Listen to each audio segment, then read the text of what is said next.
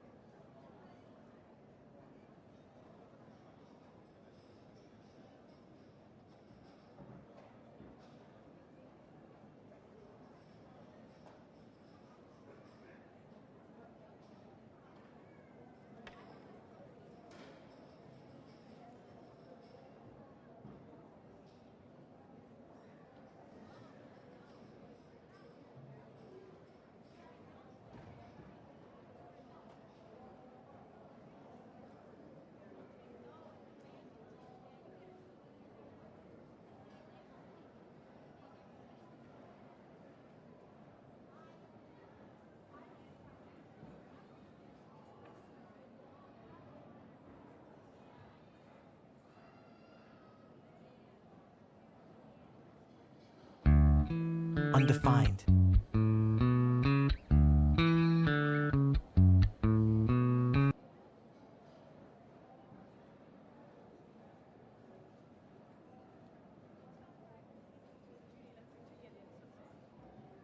PMAC announced the departure of Flight 601 to Montreal and Toronto. Passengers for this flight should proceed through passport control on the first floor to the departure lounge. Passengers for PMAC Flight 601.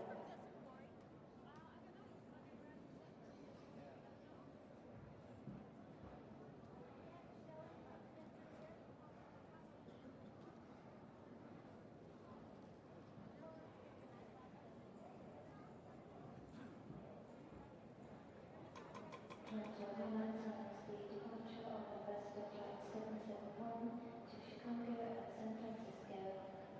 Passengers on this flight should proceed through passport control on the first floor to the departure lounge. This flight is now boarding at gate number 20.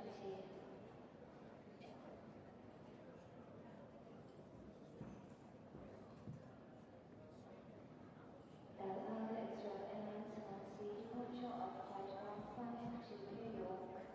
Passengers for this flight should proceed through passport control on the first floor to the departure lounge.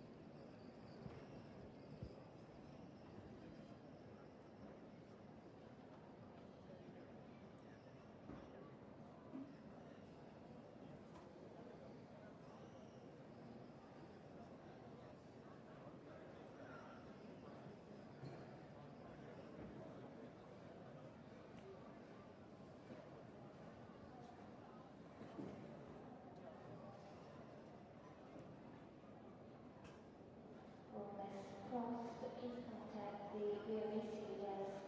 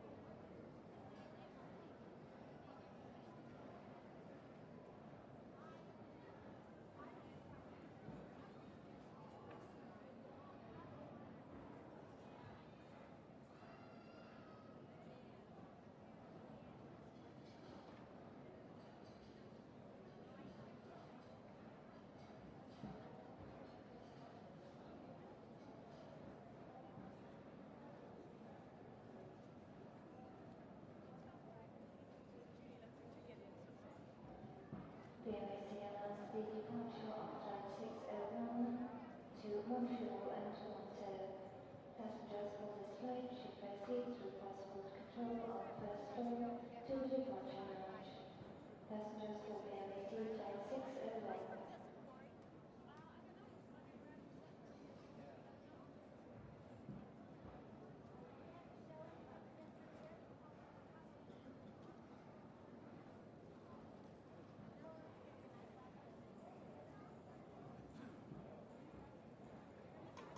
Toronto Airlines announced the departure of the first of Flight 771 to Chicago and San Francisco. Passengers on this flight should proceed through passport control on the first floor to the departure lounge. This flight is now boarding at gate number 20.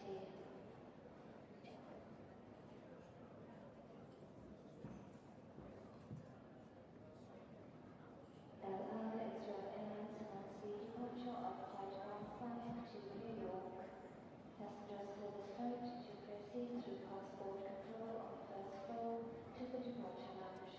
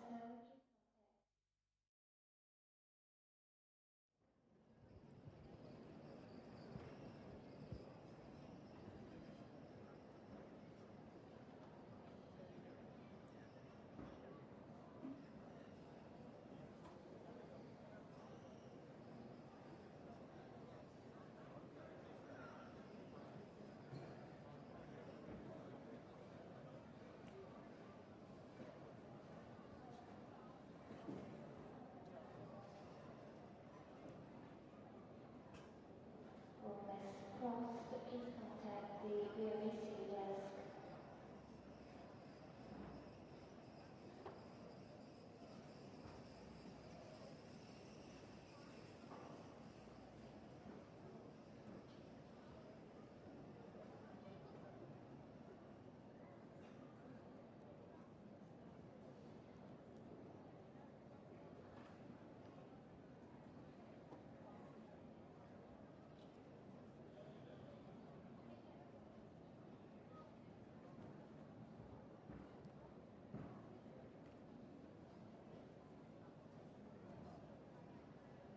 Undefined.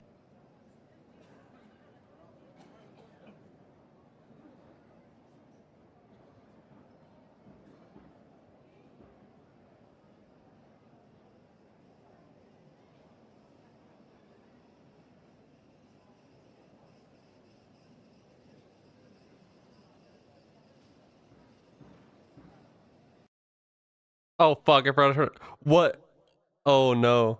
Oh no! Oh no! I didn't jump scare. I didn't jump scare with the thing. I didn't jump scare with the thing. No, no, you go away. You go away. You go away. You go away. Hi everybody. Hi everybody. Hi everybody.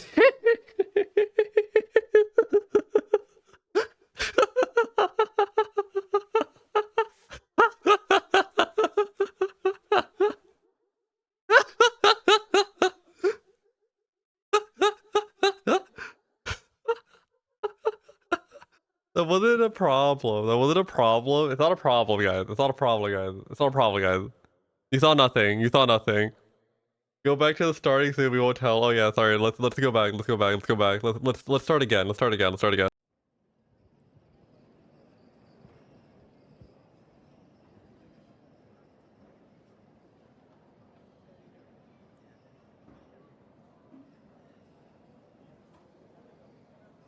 Oh my god, hi everybody. I'm on the computer. I found something. I found something new on the computer. But before I tell you what I found on my computer, I want to say hello to Tayumisi specifically. No one else.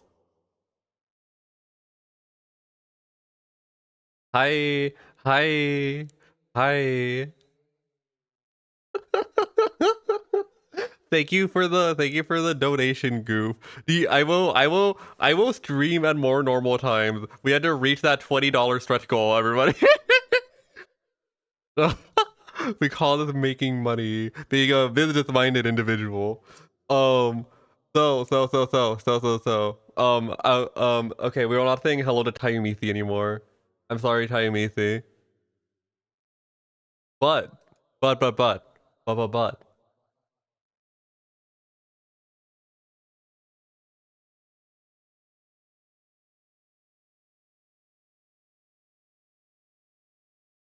Okay. Okay. Okay. Okay. Okay. Hold on. Hold on. Hold on. Hold on. Hold on. Okay, no more holding. We're good. We're good. We're good. We're good. Hi everybody. Hi Vodka. I love the album Vodka. We listened to it here. I don't know if you saw the VOD. I think you mentioned watching the VOD, but we listened to it and we loved it. It's awesome. Everyone listen to Vodka. Everyone listen to Vodka, Vodka's album. Hello, Prod that a pod. Hello, Archibald. Shout out Archibald. Everyone give Archibald your life. Hello, Niche Penguin. Hello, Tayumisi. Hello, hello, Pab. Hello, me. Hello, me. Hello, False Alarm. Wow. Hello, Pool Toy Bot. Hello, Salad Forest. Hello, Kinski. Speaking of hello. I found a thing. I found a creature on the floor that I need to put in my computer. Someone told me to put a seed. Someone told me to put a seed in my shit. So now I have seeded my computer. We call this seeding. This is what they talk about every day when you're doing some shit. Um um let's turn on the computer and have the computer speak to me. Hello computer. Fuck. Hello computer. Hello? Hi. Where am I? I think you're dead. You're in heaven. I'm dead? I hope so. Or in hell. I don't really know what's going on there. Can I at least get purgatory? No. We don't get that here. That's like not real. Oh, I don't think you're either of those things. I, I, I'm I'm not Catholic, You might be. or I don't think I'm Catholic. Wow, I like that book you have there. It had the transparency error. Oh, Well, I thought that was like facial hair. maybe. Oh no, it's gone. Oh no, who took away your book? I guess. I'm fucking illiterate. Okay, well, I found a slice of watermelon someone told me to put in my computer. It was like dried, and this happened. I don't think you're in hell or heaven. I don't think you're in either of those things. You're made of computer. I am. That's awesome. It might be. I'm not made of computer. I'm just a dog. I see. Are there not computer dogs? Oh, there might be. I'm not really sure. I don't think I want to I investigate see. that. I yeah. I think like I remember like a company making like computer dog Yeah. into a thing. Did someone just say Sean?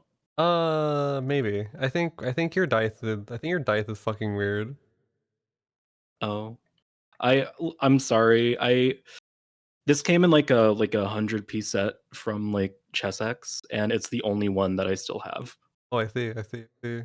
Every single other one is like fallen into the abyss. I have I have okay, this is real. I bought like a big ass like thing of assorted dice when I was like 12, and I have like 5 of them left, and most of them are D10s. Uh, that's fucked. That's not really fucked. It's not that fucked. I think it just kind of happens. There's like a Um game store near my house that I want to go into because it's next to like a trendy cafe, mhm. and I like the food at the trendy cafe. So I hope. So my dream in life is to get a part-time employment there that actually pays $60,000 a year just by being part-time, and be Mhm. able to just like go get a smoothie. Yeah, you could make like an actual play podcast at work. Yeah, but I don't wanna play a game at work. I just wanna like be there, stand there, do nothing, and but like look at Twitch streams for 4 hours a day and Mhm. get paid an 8 hour a day wage. Mhm. I think that's kind of like the dream for everybody. Yeah, I wanna be a silly guy who just watches other silly guys and I'm like, hi. Mm. But unfortunately, we don't have Twitch anymore. What are you? What is this? What are you? I am I am a watermelon, Why? I believe. Um why are you a dog? Did a witch place a curse on you? Did a witch place the curse on you? No, it was made by a factory worker. Okay. That's cool. I got planted in the dirt. Where did the plastic eyes come from? Um so I lost my regular eyes in an accident. That's probably good. I don't know about that. I would disagree. So, wait, no. I would agree, not disagree. Wait. It's To bad. anybody in chat, It's bad to lose your eyes in industrial accidents. I didn't say it was an industrial accident. Oh, what kind of accident was it? I'd rather not say. I think it might get tossed Are you real? in many ways. Speaking of being real, speaking of being real, hi, you're on my computer. Who are you? I am Kinski. I run D&D games on the computer, and I make video games, and I make music. What music do you currently like to make? Of late, so for the last project I was making music for, it kind of went into more of a like orchestral direction, but I think I'm probably gonna get more into like synth shit again on future stuff. A thing that is like currently in the oven, that me and a friend are working on. I'm making like the cheesiest sounding shit with like the worst DX7 presets known to man, and it's going to be wonderful. Wow. You said you were making. You said you were making. You said you were making.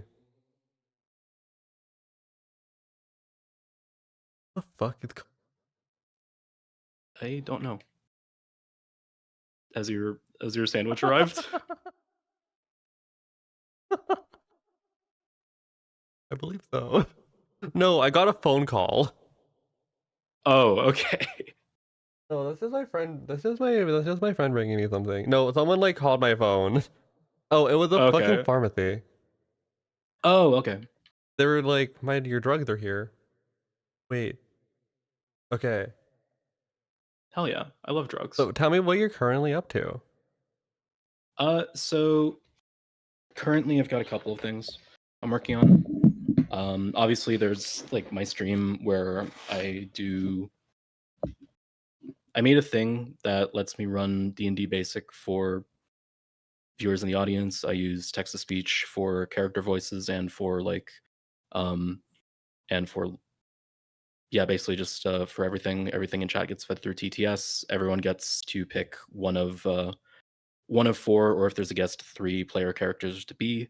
They can make directives and that kind of thing. When combat starts, I've got a little system that kind of generates Twitch redeems for combat. So like if you're a fighter, you can attack and run, and that's about it. If you're like a magic user, a wizard type deal, you'll get a full list of commands for every single spell you have prepared, as well as like a general melee attack and attempt to escape type thing. And naturally, being like old school D&D, there's always the option for just coming up with some like insane harebrained scheme, trying to do foul trickery to deal with the enemy. I think like the most recent like big like boss character taken down was a dragon, which was harassing a city, and the way the party dealt with it was basically just tricking the dragon into like playing to its ego and just being like and just trying to get it to drink some poisoned wine, basically. Hey. Oh shit. Oh shit. My oh shit. Oh shit. My excuse. Hold on, I actually need to pick something up real quick. Give me a second. Okay. Okay. Like at the at the door, you okay, hello everybody. How are y'all? Is this can you all hear me? Am I reasonably audible? Um um yeah, this is I suppose. Hi Timus. I guess I'll just go through. Hi Timusi, hi False Alarm, hi Vodka, hi Paz, hi Goof, hi Archibald, hi Liz, hi Tech Bonus. Let's see who else is here. Hi Prod, Okay. obviously. Hello. Hello. Welcome back. Sorry, I had to get medicine from outside before it like got soggy and wet and disgusting. Okay, gotcha. So they like Oh, like they delivered the meds to your house type deal? yeah, because I can't be asked to walk down the street. Okay.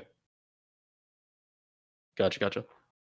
Where were we? What about the game you're working on? I wonder what's going on with that. I've never heard of that. Yeah, I'm sure you've never heard of this game. Um so me and a friend, their name is how do we put this? Um Granola Tundra. Me and my friend Granola Tundra. That's crazy. We've been making stuff together to some like degree or another for a while. And we kind of decided to the previous project there were some like issues that came up, and we decided to kind of like make a new one from the ashes of the old. So now we're making a game about like how it sucks to work retail. Um and that's like with the stream stuff, that's all on my end. It's all being done in Godot. It's very much just a little simple like game jam esque type thing. I imagine, unless me and Granola Tundra go insane. But for the time being, it's like a pretty simple scope limited project, um, where it's basically just kind of mini gamified menial retail tasks. Shit like the customer like puts in their credit card or whatever to the reader, but it doesn't work. Uh, so you have to like insert the card, and then that doesn't work, so you have to hold it like the right fucking way so that it does. Stuff like that. Um, the whole like dealing with change, that kind of thing, having to upsell and like pitch credit cards and shit like that, that kind of thing.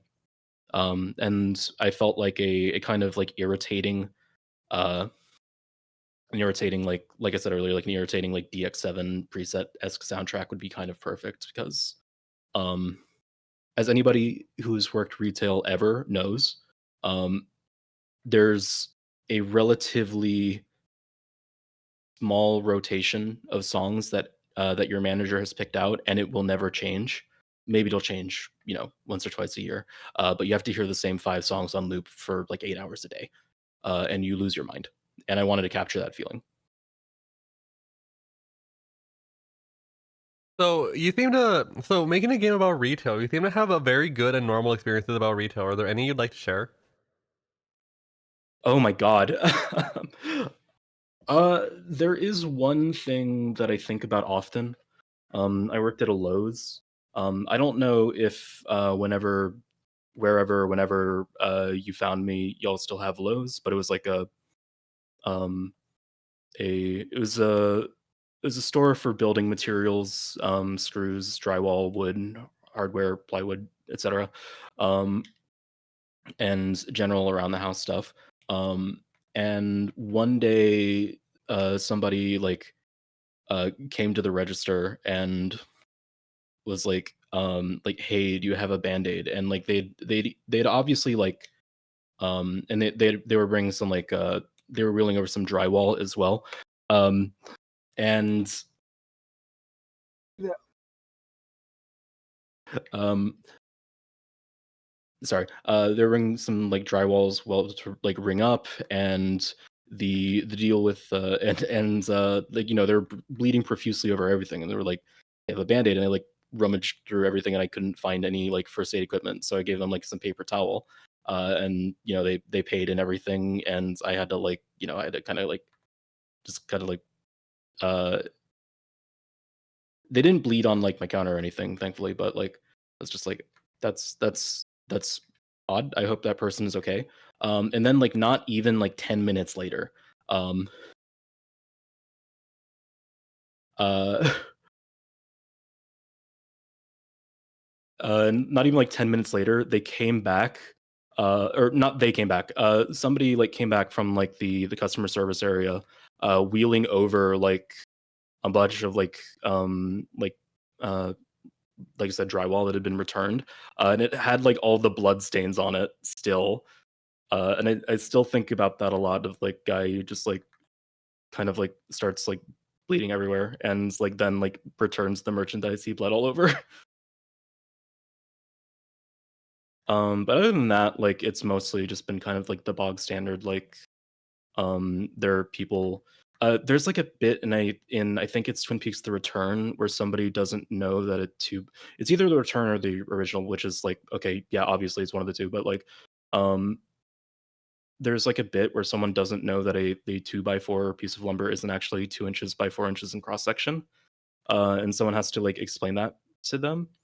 And that was most of my like heated customer interactions were people um who like thought that I'm personally like responsible like for like civil damages against them because they weren't aware that 2x4 doesn't refer to actual dimensions. So why the decision to make a game about a grocery store? Uh Honestly, just because that's an easier to uh kind of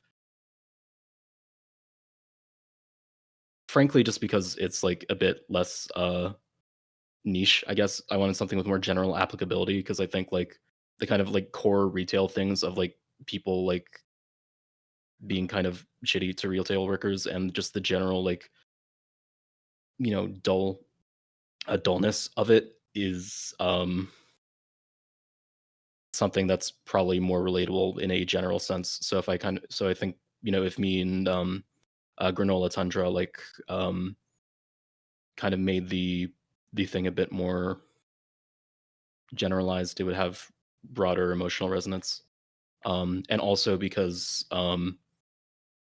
frankly, it would be really fucking annoying to try and like fit like sheets of plywood and drywall and 2x4s and shit into like a little window. Uh which could be funny, but you know. My retail experience has only been not only wait. Wait, what are my retail experiences? How I worked retail? No, I did. Wait, you met me when I got a retail job. You didn't meet me. You knew me when I had a retail job. What are you talking about? I just met you Sorry. in the computer. No, my retail. No, I think I only worked retail once My actually. my friend Granola Tundra did recently have a retail job though. Yeah, I Um, forgot there was a job at Old Navy, and then there was the food service job, and both of those. The Old Navy was actually pretty chill. I think food service is where I think food service and like food stuff is where you get like I don't know. I feel like food service you get a different type of crazy person who's really mad. oh yeah, we had a fair amount of that because like um the kind of reality of being in a like building goods store is you deal with a lot of small business owners. Yeah. I'll just leave that there. Wow, you seem to have a political leaning to the to your rhetoric. Is there anything you plan on releasing soon? Uh other than or what do you um I mean other than that game, I don't have any manifestos coming if that's the question. But I do have that coming out soonish. We've got me and Granola Tundra and some other people have some stuff in the oven. Obviously, I've got like a pretty constant rollout of the Twitch D&D stuff. Um, but those are the main things I'm at liberty to discuss the point at this moment.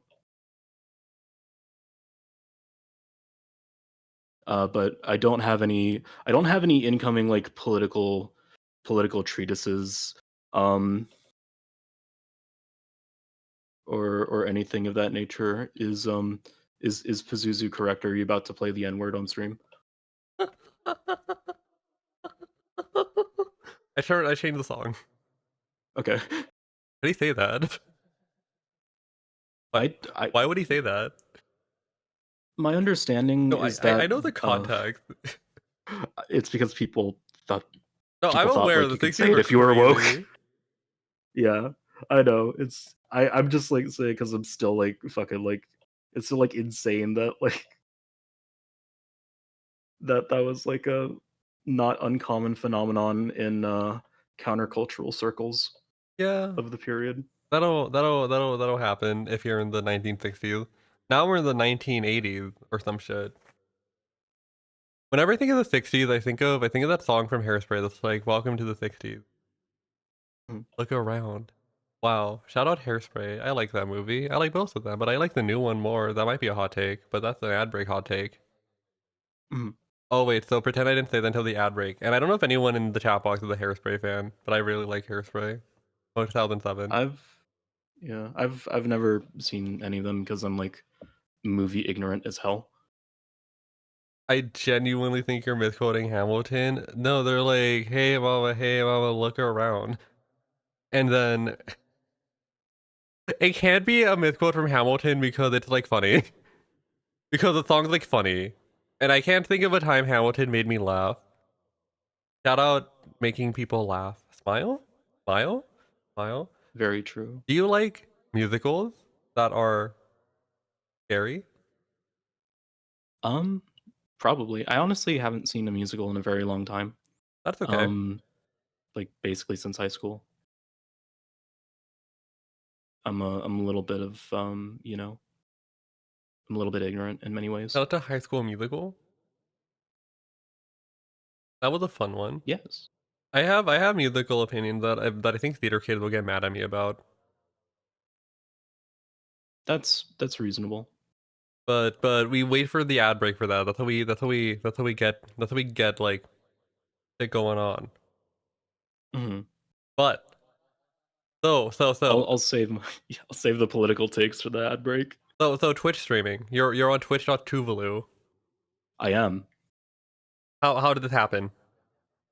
Uh um basically I mean I owe every I want to break kfob so bad. Um like a good deal of it was like just I had been uh doing it like even before I met um Granola Tundra. Um I had been doing it very sporadically for a bit, but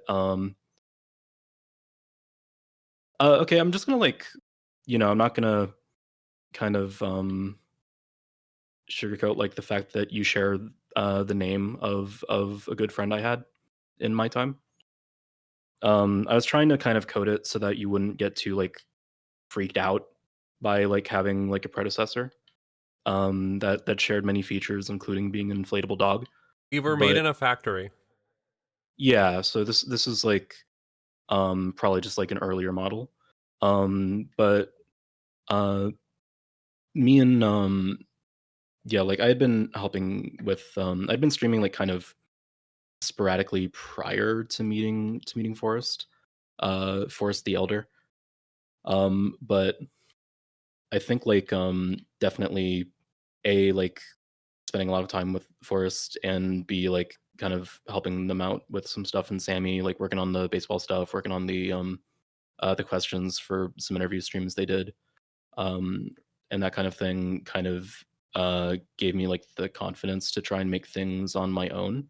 In addition, I had seen a lot of people doing cool stuff like shindigs, like jams, and so on. And I was like, oh shit, you can do cool things with the medium of streaming that aren't just playing video games, and so on. Even though obviously I love playing video games, and I love watching people play video games, but um, I so just in general, being kind of like behind the scenes on some streaming stuff with my friend Forrest, and seeing the cool stuff people were doing in the in the medium uh kind of made me want to try and do something interesting with it. And then I got in way over my head. The other the part two is that I had an abundance of free time. Not free time. How would you describe how would you describe your stream to how would you describe your stream to a to to to someone from the 1400 in who just discovered Iceland and has been like huffing the fumes of the volcano just for the vibe and only had like three other people with them? um let's see. So this person is an explorer. Well, Iceland would have been discovered by now, so maybe they're just like a rather ill-informed explorer. So that Uh could be an issue. I mean they got there and they're like, this is chill, I'm not going anywhere. And it was like their first expedition. Okay. Yeah, I think if you've got the kind of capital to set up an expedition for yourself, you'd be familiar with theater. So what I would say is it's essentially a form of theater in which the audience come up and act. And every now and then we roll some dice to determine if something happens in a given manner or not. And that's how I would describe this to this Icelandic adventurer settler person. They don't know what a dice is. That's not okay. I will then explain to them that a die is a like a block of wood or ivory or metal with different glyphs on each of its sides, and when you throw it, it'll roll and land. And the side which is facing upward will have uh, a given like glyph or value, and that can have a different meaning. So, for instance, uh, let's say the actors are saying they're running from a dragon or something. I might ask them to roll a die with 6 sides, and each labeled 1, 2, 3, 4, 5, and 6. And if it comes up on a 1 or a 2, they will succeed in their escape. Something like that, and then we will act out what happens after. That's how I'd explain that to this this individual. Now, how would you describe it to a stay-at-home house husband who like does not clean very well, but no, but their partner does not have the heart to tell them that they're doing it wrong, so they clean when they get home and they're asleep a little better because they like have it Mhm. mostly clean, so it's not that big of a deal. But like the house husband is just Yeah. like watching streams on their thing all day and just taking care of the things Um. and maybe I. even I. their family. I think that's my target audience, honestly. But I would describe it as presumably if they're a stay-at-home father, we're talking stay-at-home father of my time period. Yes. No, Which time period? you're not a Oh, father. just a stay-at-home house husband. Yes. Okay. In which case, there's someone of my time period. Yeah. Well, No. in that case, I would just say I'm running Dungeons and Dragons, but I'm letting Twitch chat be the players. Where did this And idea that'd come to be you from? uh so obviously Shindig's is kind of the Simpsons in that he's done everything first. And he had a couple of streams where it was like D&D themed, and it was just chat members would do D&D stuff. But it was more of like a bit than a um like actual D&D type deal in many ways. And I kind of wanted to do something that was a lot more like actually just running D&D for a bunch of internet strangers. I wanted to have persistent characters, um persistent characters. I wanted to have like dungeons that would be displayed on screen in a manner. I wanted to have like, maps that would update in real time. I wanted to have, spells you could cast. I wanted to have redeems that would, happen. Initially this was just going to be I run Tomb of Horrors and whatever Twitch chat says happens, and I would be using Foundry Virtual Tabletop as the medium. Um, and I was when I was prepping that, I became kind of dissatisfied with that. Um, so then I decided, okay, I'll just like I'll make like a little overlay in Godot or something. It'll be easy. I'll just make this into like wizardry, like a dungeon crawler type deal, and it won't be a big deal. Um, and now it's been several months, and I've turned it into a website, and it has an actual backend that's tracking like players like roles between streams, as in like roles in the party, like their class. It's tracking how much money they have, which items they have won in auctions, because that's another thing I added, auctioning off items.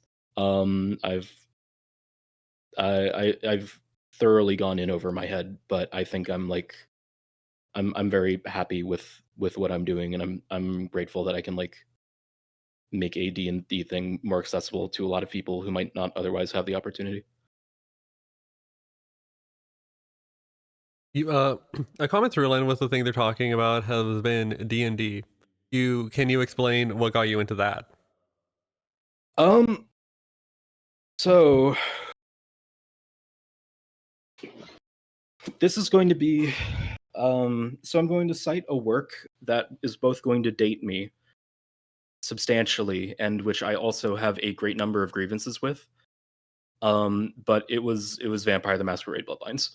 Um, it like I was like, oh shit, this is cool. I like this. Obviously nowadays I have a lot of beef with the game, but more importantly, World of Darkness, like old World of Darkness, setting wise. At the time I wasn't really that cognizant. It was just kind of like, oh, cool vampire. Like this is a neat setting type deal. Um, so I got it in that, and I just started reading a bunch of Vampire the Masquerade stuff. Like the old like I'd go to fucking half price books, and I'd scour the place looking for this is like around when I was like 11 years old or something like that. Um, and it and from there I kind of started getting into other systems in the area, because when you're looking at tabletop books and they're like $5 or whatever, it's like, oh, that's neat, let me look at that.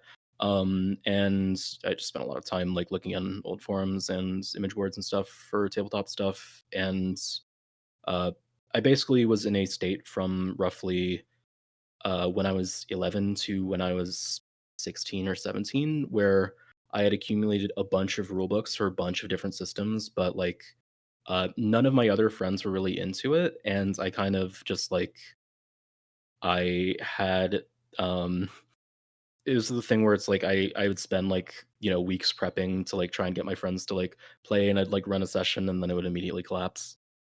Stuff like that. Around like when I was 16, 17, I met someone through a mutual friend who GM'd 5e.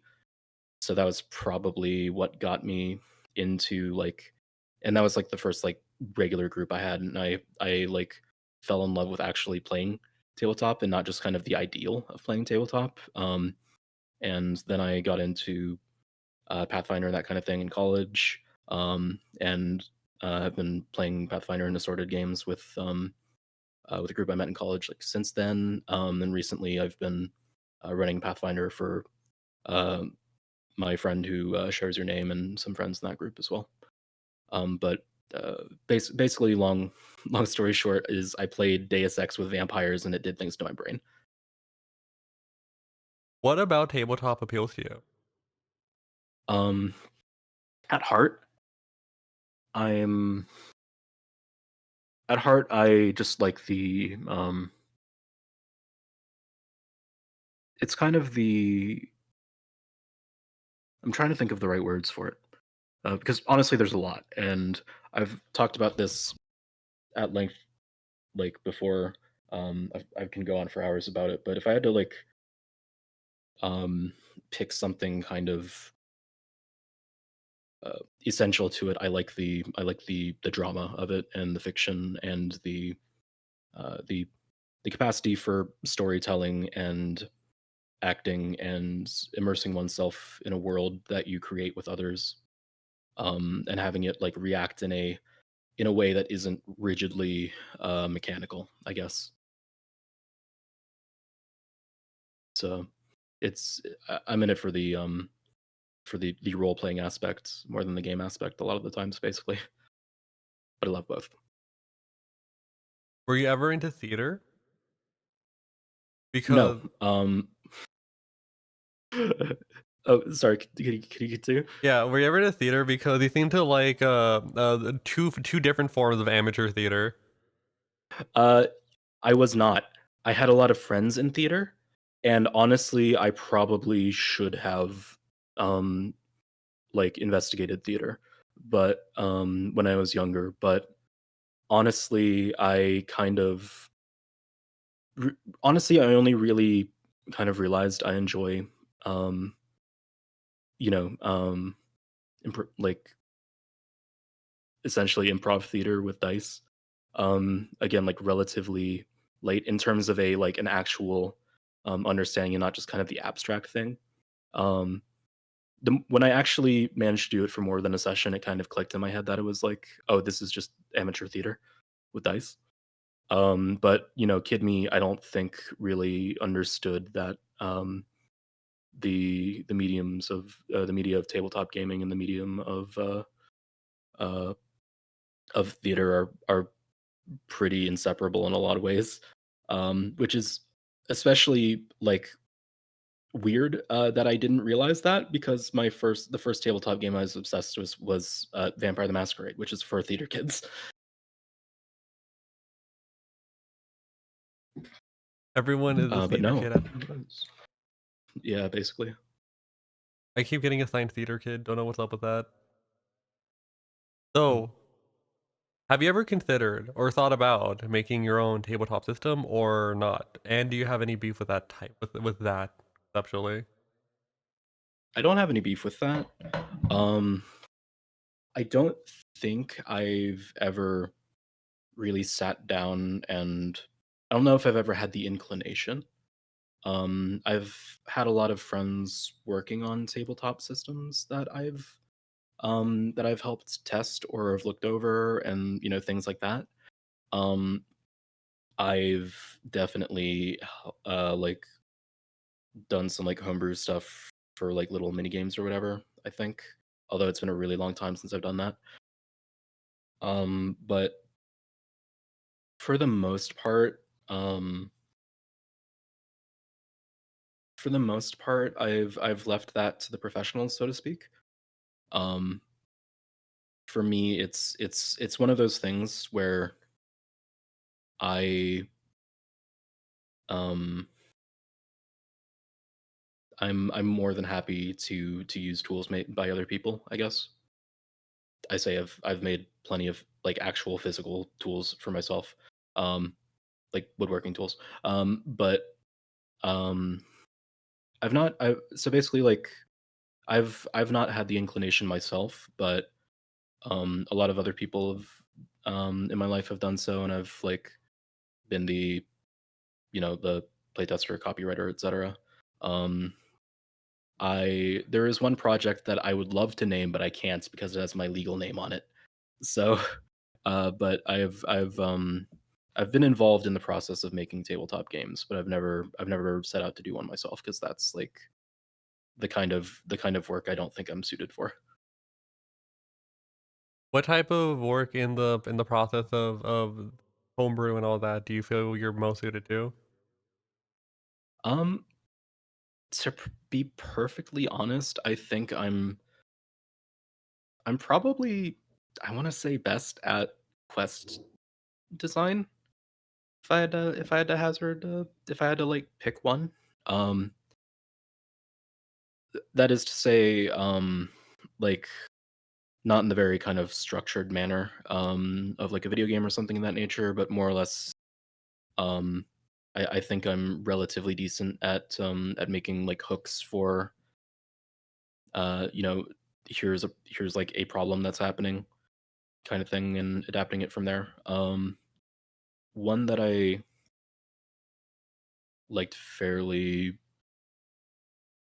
Yeah, I think that's basically it. It's more or less just I'm good at making problems, and I think that's like my big thing. I just like making kind of like you're in a town, there are some people who have a dispute, or you're in a town, there is something that needs to be taken care of.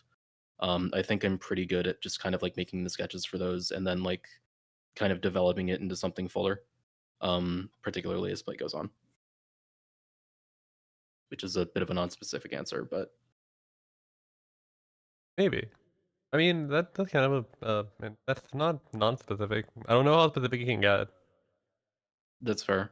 Um, I'm trying to think of maybe. I'm really good at designing the edges or like standing them down Yeah, yeah. with a I don't know how you stand down the corner of them. I'm assuming it's a rock tumbler. I have no clue, honestly. I'm not too familiar with dice manufacture. The most I know about it is That's from Disco Elysium. mm, Have you ever fair. Fair. considered? Well, not considered. How? What do you say? You said you started making your stream is D&D in on Twitch.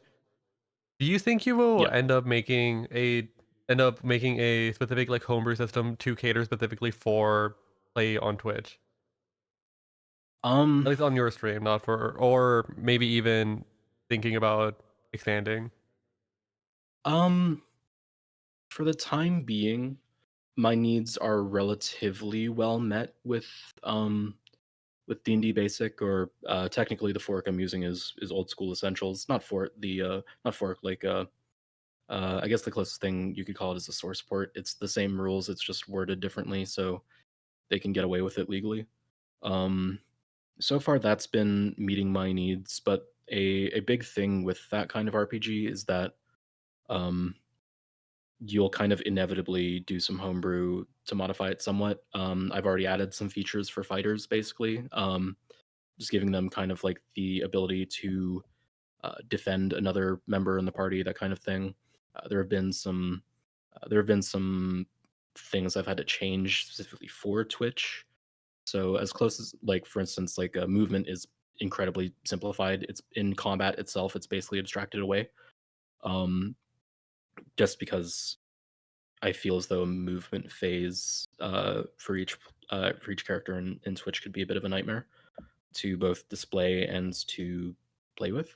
Yeah. Um, but with regards to making a homebrew system for Twitch, that is something I'd probably end up considering, like, in the far future. I think that's probably something that would develop if slash when D&D Basic stops fitting my needs and the needs of, or what I believe the needs of the production to be. Um, and with regards to making something for more wide usage, like beyond my stream, that is something I've considered, but I want to clean up what I'm doing pretty substantially before I can really consider making something that's more publicly available. And honestly, I feel like most streamers would be better suited with just like a regular actual play type thing, or like an overlay for an existing virtual tabletop, rather than trying to actually run tabletop mechanically with Twitch chat, because um, in all truth, it's probably a bad idea. I enjoy it and I adore it conceptually, but I feel like it's probably not a great idea in many ways. Well, it doesn't matter if Uh, it's a good idea if it's fun. It's the fun. yeah, that's true. But realistically, I don't know if I'll make something publicly available. I'll probably like put the code out there once it's not like embarrassingly bad. But like, I'm not gonna fucking like commercialize it or anything. I'm not gonna make it into a like product that you have to purchase or anything. But making something more general is a very like down the road type thing, I think. As well as making something kind of uh, specifically homebrewed for Twitch. I feel like that's another thing that's probably a down the road type deal, rather than something that I like immediately want to be working on.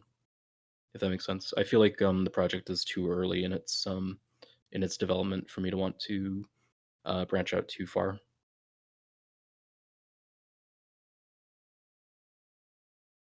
You mentioned doing all of this in Foundry and then going to Godot. What influenced the decision to go to Godot and why Godot specifically? So for the first part, the reason behind that is, oh, do we wanna wait for ads to be finished Ad before I break in get a to that, or do minute. we wanna just Sorry. go? Sorry, I forgot. Ad break in a minute. We get hot takes for 3 minutes. If you want to hear hot takes and political leaning, then political ideology, and to hear someone say something that'll get me tossed to put on fucking r/live stream failed, donate now, or we will never, or we I'll will never. I'll try to be, This is uh honestly a bit I like forget about because like I like legitimately forget this is a bit I do. oh, yeah? Wait, so what do you want my hot takes on, I guess? You Or is have this a just like a general hot complain take? about Gundam. You have Shaw right there. Well, what do you hate? What do you hate? Which series do you hate? Which one do you love? Oh my god, I don't wanna be too toxic about it. I have something of okay, I have a deep hatred for Gundam Unicorn. As we've discussed, I find how it deals with Xeon, the the Nazi Germany Imperial Japan analog, to be not great, honestly. Um, and moreover, I finds that a lot of its writing is not that strong, and I feel as though its handling of sexual assault is kind of shallow and not great. And I think that just generally it's not a very good Gundam show. Like its high points are pretty low, and it doesn't do a lot for me. It's beautifully animated and the score is great, but there are some issues with it that I just have difficulty getting over. What Um, is your most confused? Which Gundam series makes leave you the most confused? uh, like the one I'm most conflicted over, or Yes. just uh, that one's tough. The easy answer is Double Zeta, um, but I think more accurately, I guess, like Double Zeta leaves me confused in a like I'm not sure how to feel about it because it's so like tonally inconsistent. Um, Victory for me is the one where I've got the most kind of difficulty with it because it's a very um Tomino was trying a lot of things and not all of them worked. And I feel like there's a lot of things in it that don't work really well. And it's just kind of like a confusing and weird watch, and nothing really meshes. And it's kind of a it takes like 30 episodes before it becomes like really good, and before then it's a really mixed bag. But of like the Gundams, it feels like the reason I'm like kind of conflicted over it is because it's incredibly weird, and it's not really all that it's not executed super well, but it's super you can tell it's very genuine, and it's very like from the soul. And Tomino like clearly like was doing this thing with some real intention, and there's a lot of emotion in it. But it's I don't know, it's a show I have difficulty recommending because even though like ultimately I enjoyed it, and I think there's a lot about it that's excellent, and I think there's the kind of like undeniable like emotional undercurrent in all of Tomino's works that I've seen that makes it like fantastic. I think it's or that makes it like interesting and very uniquely Tomino. I feel as though it's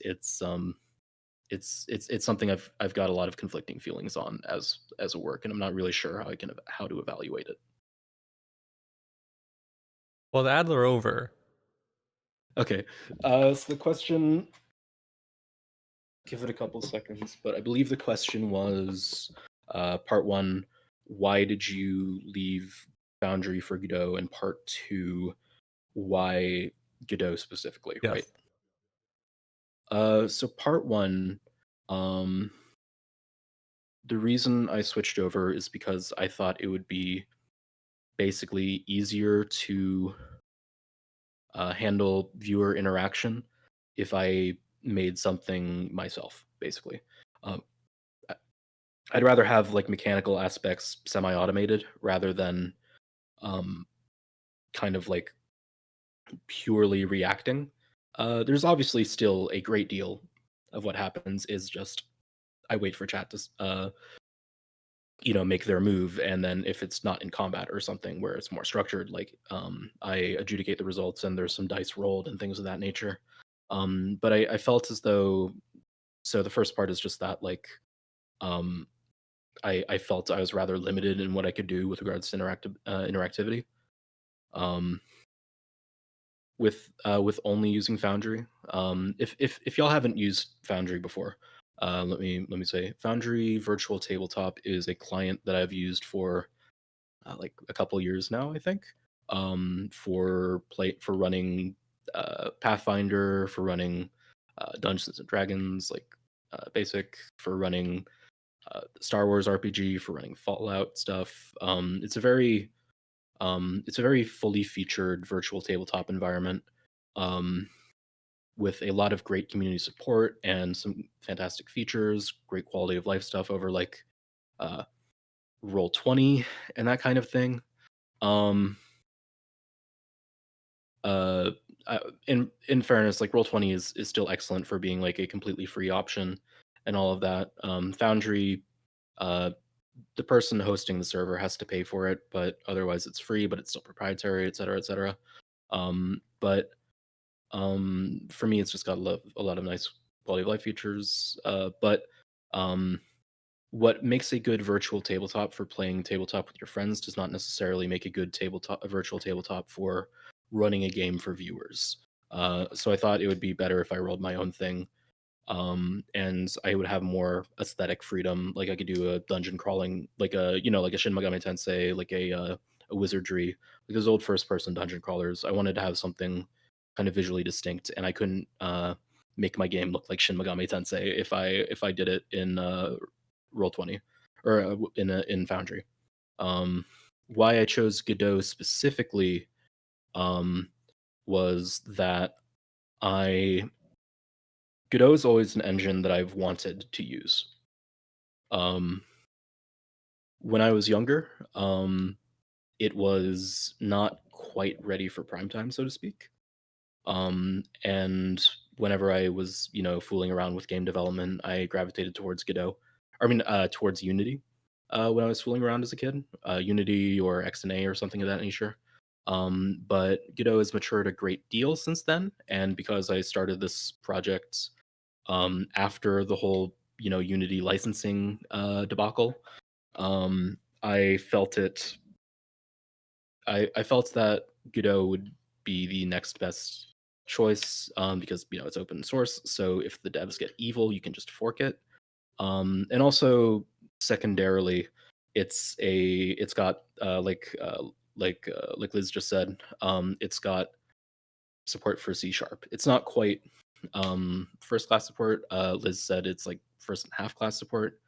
But C sharp, even though it's a language I've been it's been a long time since I've used. It is the first programming language I ever learned outside of like Scratch.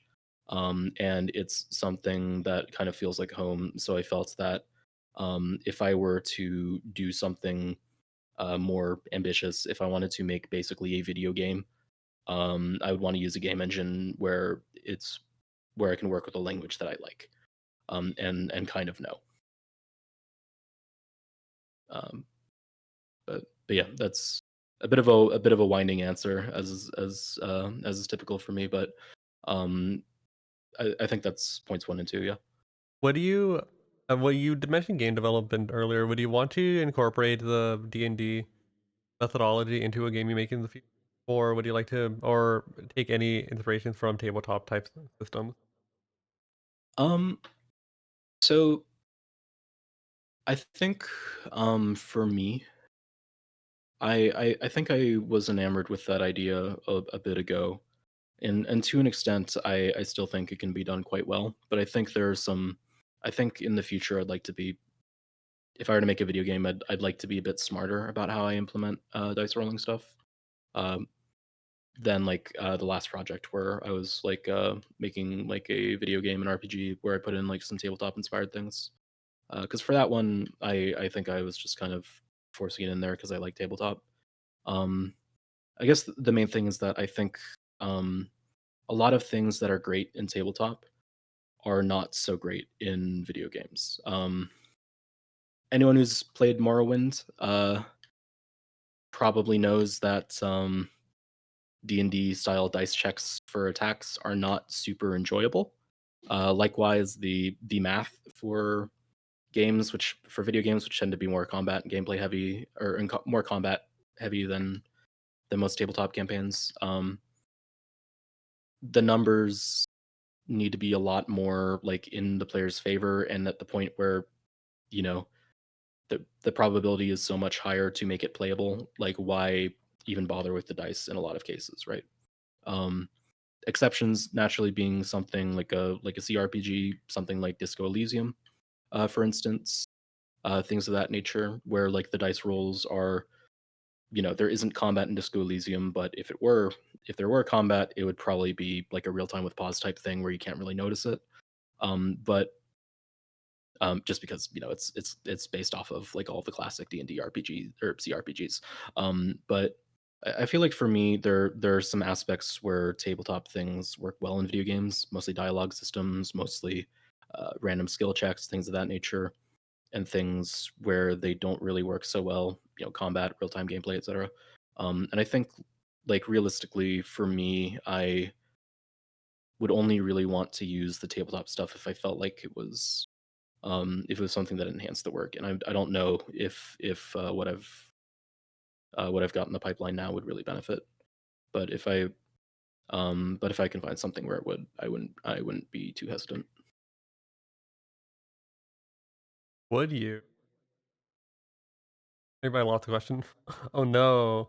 Oh no! Gone. I'm sorry. I wander a bit. No, you're So. fine. I like had it in my head and then I just like I like scratched myself on something and I fucking lost. Hmm. All right. Uh,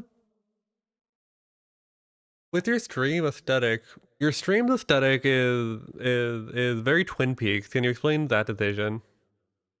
Uh, because I still need to learn how to make things in Blender so that I can use so that I can roll my own assets as well.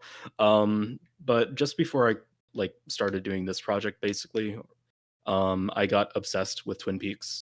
Like I binge fucking the first season, the second season, the return in the span of like a couple weeks. Again, too much time on my hands. And it's like it was a work that moved me on many levels, and which is something I adore visually, aesthetically, narratively, thematically. And honestly, I just needed a way to have a consistent visual appearance without learning to draw immediately. So everything you see in my stream, from the starting soon screen to the just chatting screen to the actual like tabletop scene, etc., is a Twin Peaks backdrop, Ayo? backdrop, Ayo? backdrop. I was thinking backdrop and a shot from Twin Peaks, and they merged in my mind, and I don't have any backshots on my stream to my knowledge. Um, um, but yeah, so it's essentially just because it's for pragmatic reasons, like um, it's it's uh it's something that is kind of reflective of my tastes with regards to art, and also is something that I can have while I learn how to make things for myself artistically. Because I've always been a bit weak with visual arts, and I'm trying to remedy that, but I needed a stopgap type thing. You talked earlier about making music. What musicians have been influences on the type of music you make? Uh, so I'm going to be perfectly honest. There used to be more, but nowadays it's basically two groups. Uh, the the main one is Rallies. I can't pronounce the French. I think it's Les Rallies des Nudes. I don't know how it's pronounced, but I'll link 77 Live in there. I'm so bad with French, but it's a Japanese noise rock band. They basically were around for something like 30 years plus, or somewhere in that range. And their main thing was they took a song they took basically just a bass line, and just kept going. The bass line basically just repeats throughout the song, and then it's just on top of it, everyone is just improvising. And the songs would be like, they had like 10 songs that they would play, um, in different ways, but they only had that repertoire of like 10 songs. And something about the kind of the nature of just having like a very simple motif that you just build on and build on and build on and build on, kind of really spoke to me from a compositional perspective. So I have difficulty writing songs that are under like 7 minutes long. But that's kind of been my approach to songwriting, is just put down a thing and then just go and go and go and go. And the other bands that has been musically influential on me has been Godspeed You Black Emperor for the same reasons. I was waiting Yellow Magic Orchestra in there. I don't know why. I mean, Yellow Magic Orchestra, I adore Yellow Magic Orchestra, but from a songwriting perspective, they haven't been super influential on me. From an aesthetic perspective and what I try to do with synthesizer sounds, absolutely. 100%. But my songwriting process tends to be basically just like get down a thing I like improv a thing I like, and then just go from there. Which is not a like really fantastic or intuitive way to do music, but it's the way that works for me. And YMO, like I adore YMO, I adore Ryuichi Sakamoto and all of that, but they've influenced more of how I use synthesizers than how I write, I guess. Did you get in your yearly Merry Christmas, Mr. Lawrence watch? Have I this year? I definitely did last year. That movie fucked me up. I love that Um, movie. I wish gay people I movies were more like that. There were more gay people yeah, movies like that. yeah, I absolutely adore Merry Christmas, Mr. Lawrence. Um, I can't listen to the title track without crying. It's like without fail, I start crying. And yet you asked me to play Bob Dylan to make me cry. I didn't know Dylan made you cry. He I'm doesn't make me. sorry. He doesn't make me cry. I think of. I see Bob Dylan. I'm like, oh no! Don't let Eric on the stream. Eric will kill me. Oh, okay, yeah.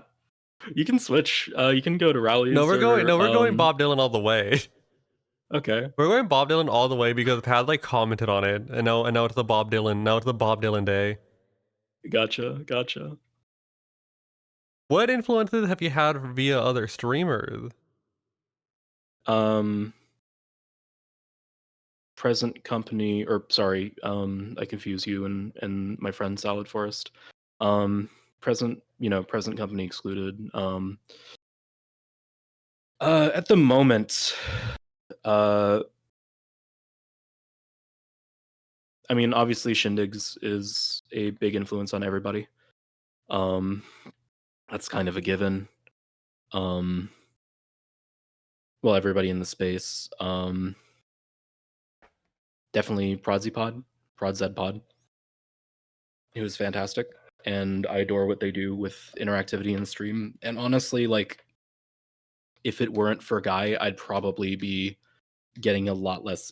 I'd be probably experimenting a lot less with trying to make things persistent and eventually making like per player character sheets that you can make fight in a tournament, that type of deal.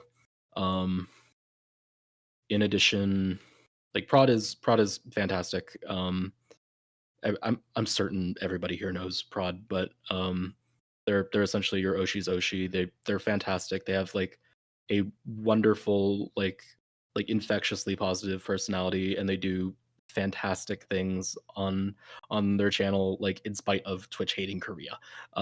Like they do so much like crazy shit without even having access to the core features of Twitch that I rely on to make my stuff work, and most people rely on to make their stuff work. And obviously, Salad Forest, by virtue of like, obviously, I loved being on the virtual novel stream we did a while ago. I've been working on some stuff here behind the scenes for a while, less so these days, but certainly like earlier on in their ascension. Sorry, I keep saying you. I keep confusing you with my friend Salad Forest. But certainly like the stuff they do is like something I've been like frankly blessed to be a part of, and I find very inspiring in general. And it's certainly been like a huge motivating factor in making stuff for myself in my stream. Other than that, off the top of my head, from a more recent perspective, not really in how I approach the work, but just kind of generally, I like hanging out with Mosey and Bug has been really like really inspiring. They both do like so much cool shit, and it's kind of a like, oh holy shit, I need to get my shit in gear Like there are people doing like such cool stuff that it's kind of a um it's kind of like a drive to like I need to make something I need to make something exceptional as well. Not a like I will never compare like toxic type thing, but a kind of encouraging like this is a platform with a lot of great stuff being done, and I shouldn't be like too happy just kind of sitting there, you know, that kind of thing, like a motivational kind of respect type deal. But those are the people that come to head or come to mind immediately. As far as personal inspirations, Archibald is like fantastic for all the stuff he does. For everyone, he doesn't stream currently, but he makes fantastic videos, and like even outside of his like immediate work, basically he's basically a streaming concierge, and he makes so much shit happen. It's insane. But that's everybody who comes immediately to mind with regards to people whose stuff. Oh, also James Virtual naturally. Uh, I think the stuff he's doing is really forward thinking and interesting. And it's one of the few like implementations of AI that people have not that has not been like trash. Real, Also, I know he real, streams. He's not really in the habit of doing it these days though. real. Virtual stream smile. Which is a shame because you know we've recently been hanging out for like 5 hours on Forest stream. So I've been microdosing Archibald to start to hop on. but yeah, those are most of these people I've talked to, but like you know like those are all the people who've been like personally inspiring or um like uh encouraging or like someone for me and what I'm doing.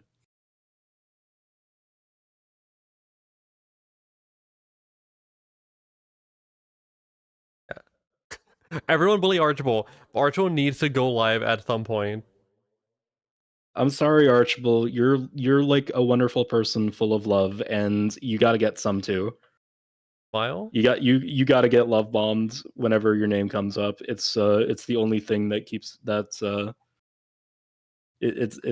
know it's good for you. We love the Warden. We love the Panopticon. I don't know if I'd call him the Panopticon. Hmm.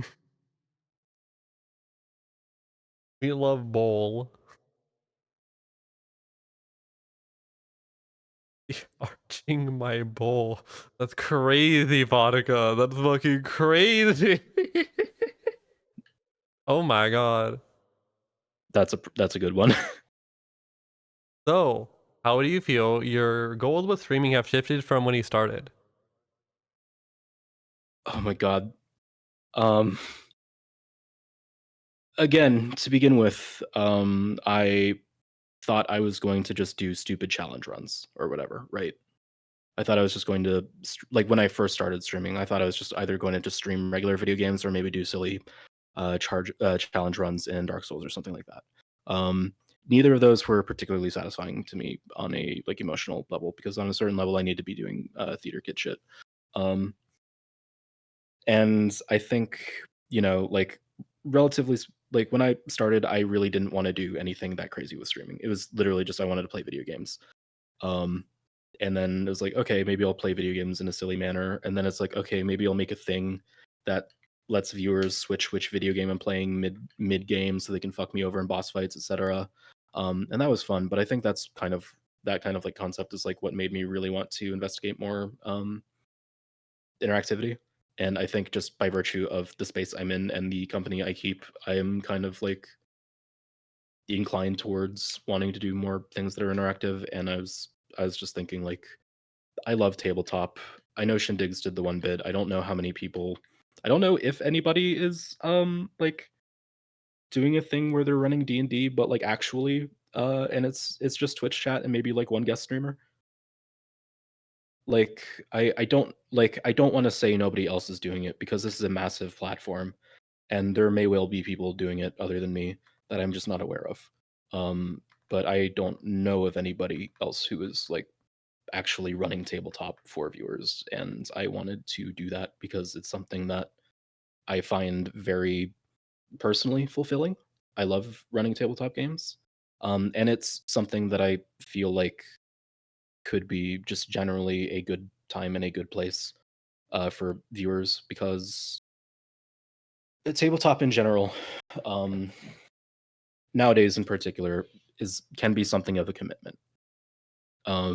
You got to set aside, you know, a day every week or every 2 weeks or every month, specifically to spend a couple of hours doing this one specific task with several other people.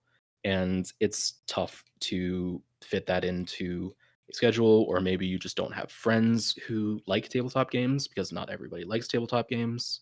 Maybe you don't know anyone who GMs and it's daunting for you. Maybe you just don't know where to start.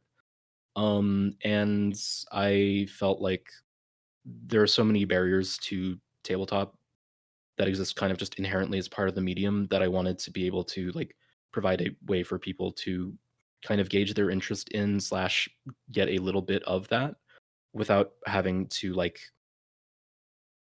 deal with these obstacles, which for some may be insurmountable. Um, so basically, I answered multiple questions, like how it's shifted and why it's shifted, but that's basically my answer. Biting my lip. Oh my god. I've been yapping so much. I'm sorry. Usually there's more of a back and forth here. This is the interview format. This is like more professional than expected, but that's okay. I was expecting this to be another shoot the shit for 3 hour thing, but I feel like Howard Stern right now. That's the name, right? Uh, the like the really annoying guy who like is whose whole brand is the FCC doesn't like me because I've said bad words on the radio. Yes. Maybe. I'm sorry. Do you want me to go more Adam Friedland with this? Oh my god. No, I thought that was Archibald's wheelhouse. Yeah, that's true. Archibald is kind of it's kind of gonna it's kind of the how do you in the we're not going with this. No, I need to not do a. People will think I'm being serious and not referring to like a dream my friend Salvatore had about them once.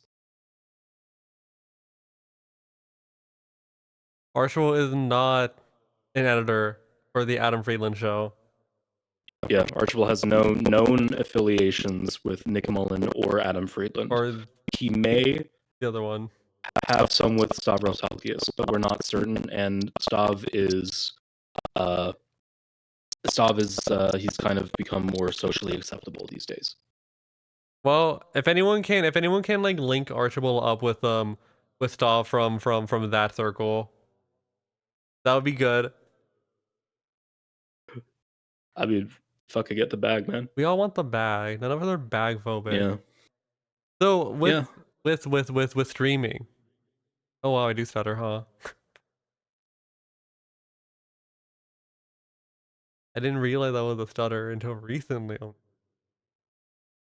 I don't know if it's a stutter or just the kind of um like the space filling thing. Maybe both. I don't know. I'm not a speech therapist. Tele speech therapy might be good. It might be bad. Maybe not. I don't know. I don't know if speech therapy is like imperialist scary stuff or if it's like chill. It depends. But yeah, I don't know. It depends. I don't have a speech impediment, and I don't have any personal experience with speech therapists, so I don't know if it's a so I don't know the kind of nature of that industry that field. Yeah. So, with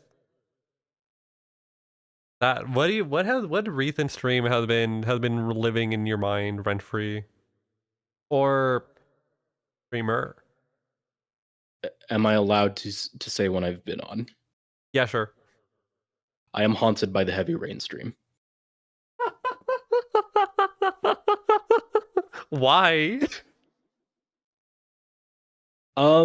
So my friend Forrest, they, I think we were like in a call already, and we just like finished up a meeting for a thing, and Forrest, like, they're doing the thing. It's like when they want to go live, it's like, oh my god, who wants me to go live? Who wants me to play Heavy Rain?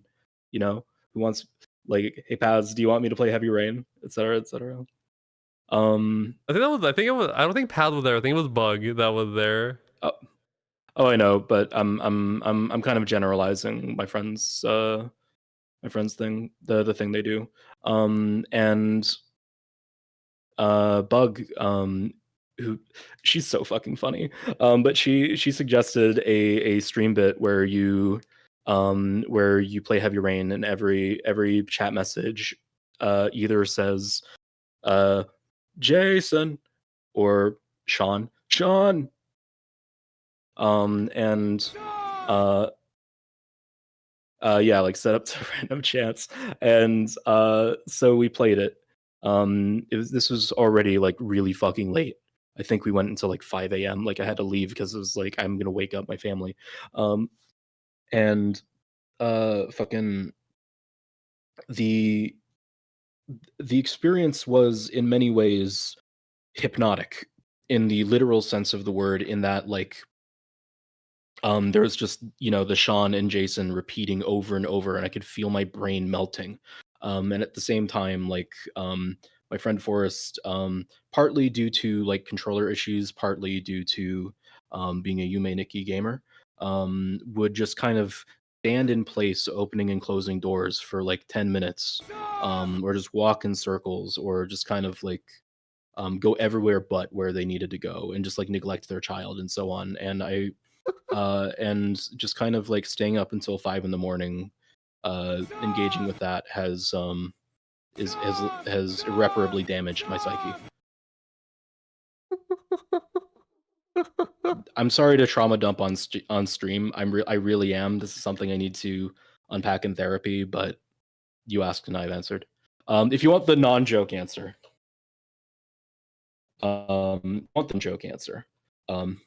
probably the Last Supper stream. That was a fantastic time.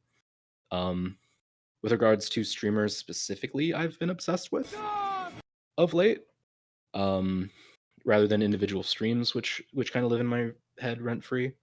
Um, it's probably Clonk, if only like, I basically check out all of Clonk's streams. He's super fun. He's also like a D&D basic head, and even though most of the programming stuff goes way over my head because I'm a pretty uh a pretty inexperienced programmer, all things considered. Um, it's always a fun time, and he and Maud are like the cutest couple on the planet.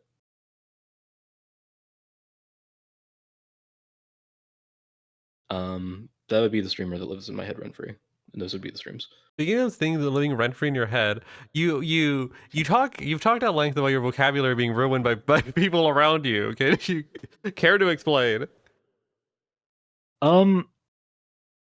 Yes. So I was actively trying to stop saying inshallah so much, because I was very much becoming a white passing individual who kept saying inshallah. But I've been kind of like, my friend Forrest says it's so fucking much that I completely derailed my attempts. The other vocabulary bit, I've been calling everything John X and Y Andy so much because I hang out in the circles of Fraud and Clonk, Of green. and it's of green, yeah, the green circle, of which One I'm a would even member, call. we're both members. Yeah, the green circle. So I keep like saying that. I keep saying meteor happens, and like none of these are bad phrases. The problem is like it looks weird in public when I'm like saying inshallah and so on. And I have to explain so often what I mean by Meteor Happens, patrons and staff, or like John TypeScript or whatever, Okay. or John Compiler. Okay, to be fair, I don't think anyone else is saying patron and staff other than me. Well, yeah, but these are the I say poisons. It's a very loaded term, and I'm playing it up for comedic effects. It's not really a problem. It's just that I've just been talking to people who say a lot of things which are unconventional, and I say them around people who are unfamiliar with with uh, the kind of like linguistic innovations in Green Circle, and I have to explain myself a lot more than I used to. Sorry, I just looked at my like activity feed on my OBS and like I shouted out Clonk and then like immediately after Clonk shouted me out back. Playing ping pong. Oh hell yeah. Um but yes, so that is my that's those are the like the main things where my vocabulary has been altered in a way that's made me have to explain myself to others a lot more. I forgot if I shouted out bug. I don't think we did. I think I mentioned her like around the Yeah, I same did time as not. Mosey, so there wasn't time. Yeah. Yeah. I think, yeah, pretty sure she's doing a collab right now. Oh shit. Bug. Oh shit. I Bernie Sanders I collab. I believe so, but I don't remember if slash when that's happening or if it's still on because I haven't gotten the notif. I have like so many notifications from so many people I follow. I'm like low Yeah. key a different type of panopticon. Mhm. But like I need to stop lurking in quite a bit of chats. I need to start going. Mm. Even though I don't think I'm a serial. No, Um, I'm a bit of a serial lurker still. Even if I'm like everywhere. yeah, I want to be more everywhere.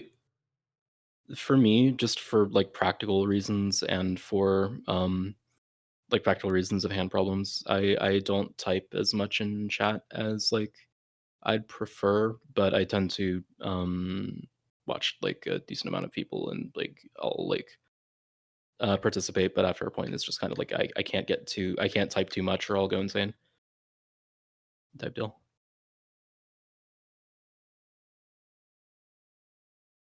My eye tracking, not tracking. My real life eye is blinking so much. Hmm. Oh, is that what's happening? Are you like projecting a VTuber to the screen? Maybe I thought you something. were just a dog like my friend Oh Forrest. no, I'm real. I'm a real dog. Okay. I just have an eye problem right now that seems to go away when I look. Okay. Uh so is there anything you wish you knew earlier about streaming that would have had a big influence on you? Oh God, there's so many. Or any piece Um, of media in general that if you experienced earlier would have been a massive boon to your brain? um, Twin Peaks, obviously.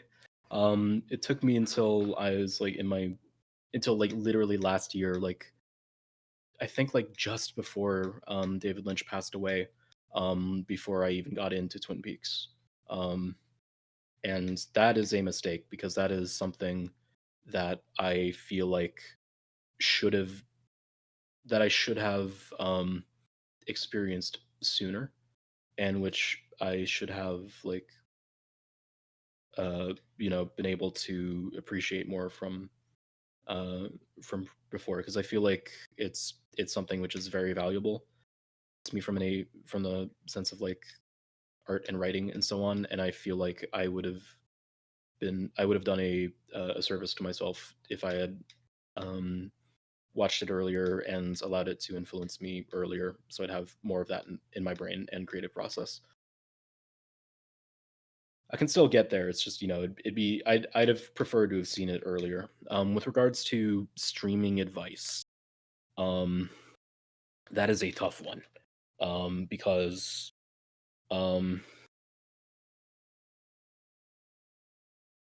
that is a tough one. Um, because I don't.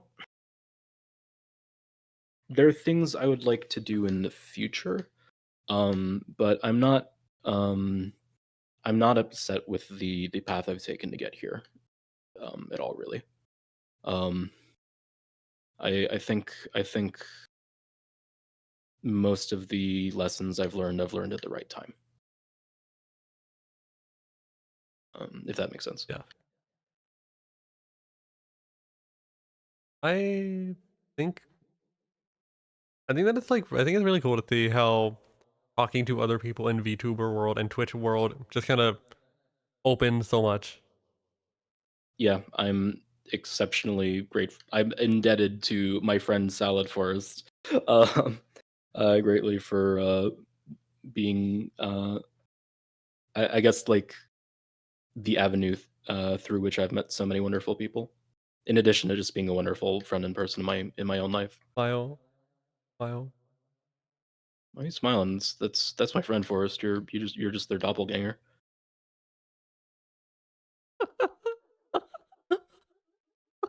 False alarm. I'm sure you're a wonderful person, but I don't think you're the same person as my friend Salad Forest from the year 2025. I don't know what that is. They are see exactly. They're a wonderful person full of like incredible artistic insight and like like the kind of infectiously positive personality that I've talked about with Prodsy and they do so much cool stuff, and they like have created like a wonderful space where people feel free to like hang out and talk, and it's awesome. But that's my friend Salad Forest from the year 2025. I don't know you. Sorry, false alarm. The interview either go like being very silly, like the one last week, to being like actual interview, then it's like a toss up.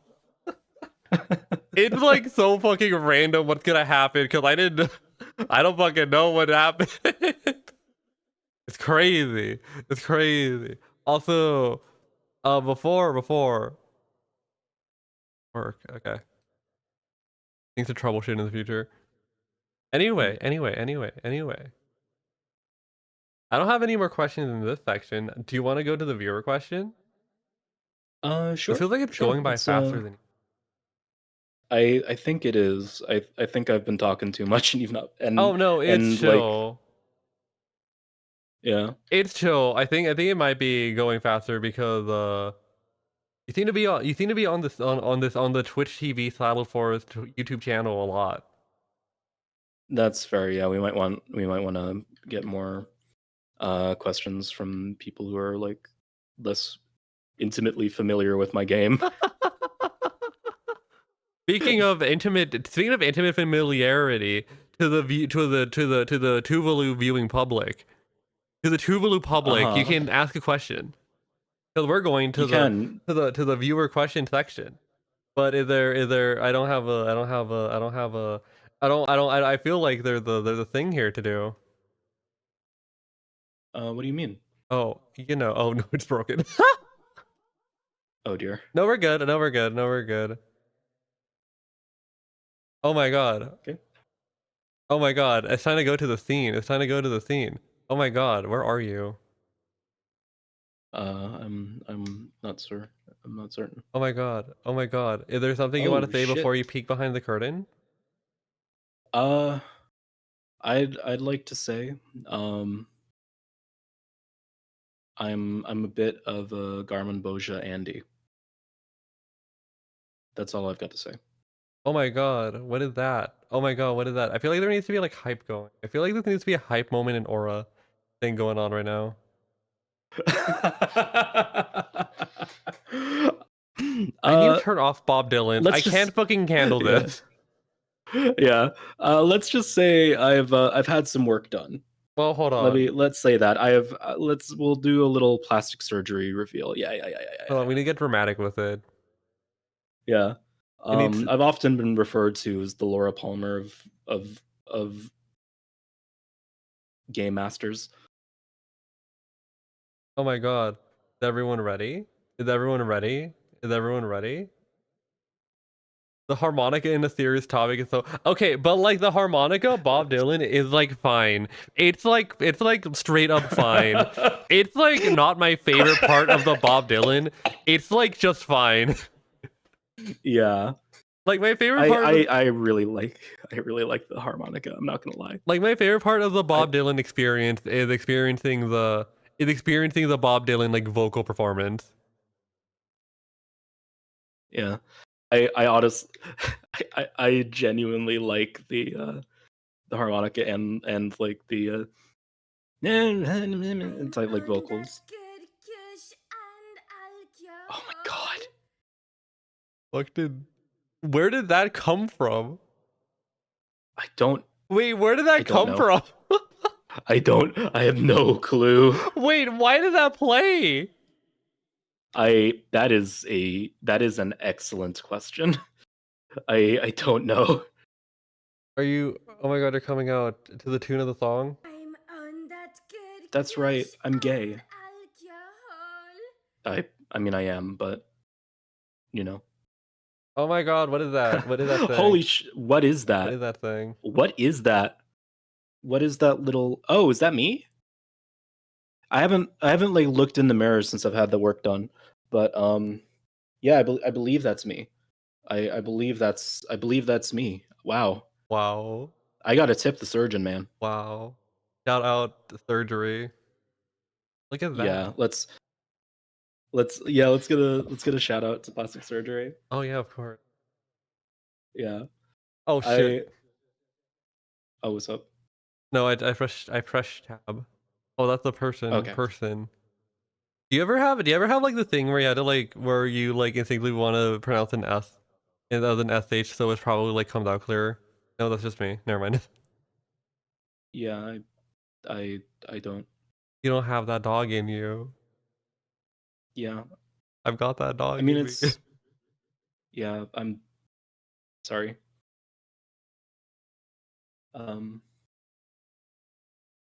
What is your favorite part of the Bob Dylan though?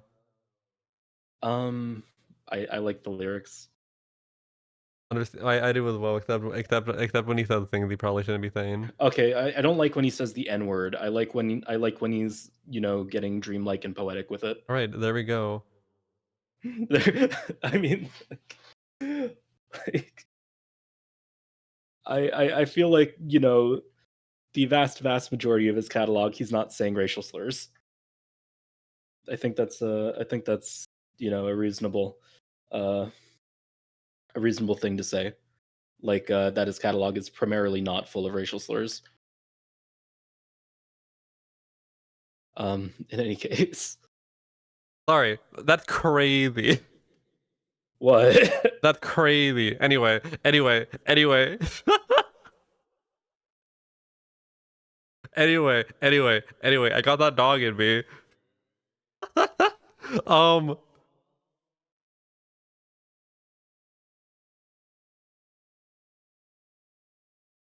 Where do we even go from there? What's okay. Okay, we're good. Anyway, this is a viewer portion segment of the interview. What the fuck is happening? What the fuck are questions? Oh my god. What is happening? What is going on? Many are asking this. God, I have like 4 different tabs open. Okay, here's what we test. Is this shit broken? I don't think it should be broken. Please save the CS, like copy paste the CSV before we do this. Oh no, that's not gonna break. Don't worry about that. Okay. All right, gamers. First question. Hey, beautiful.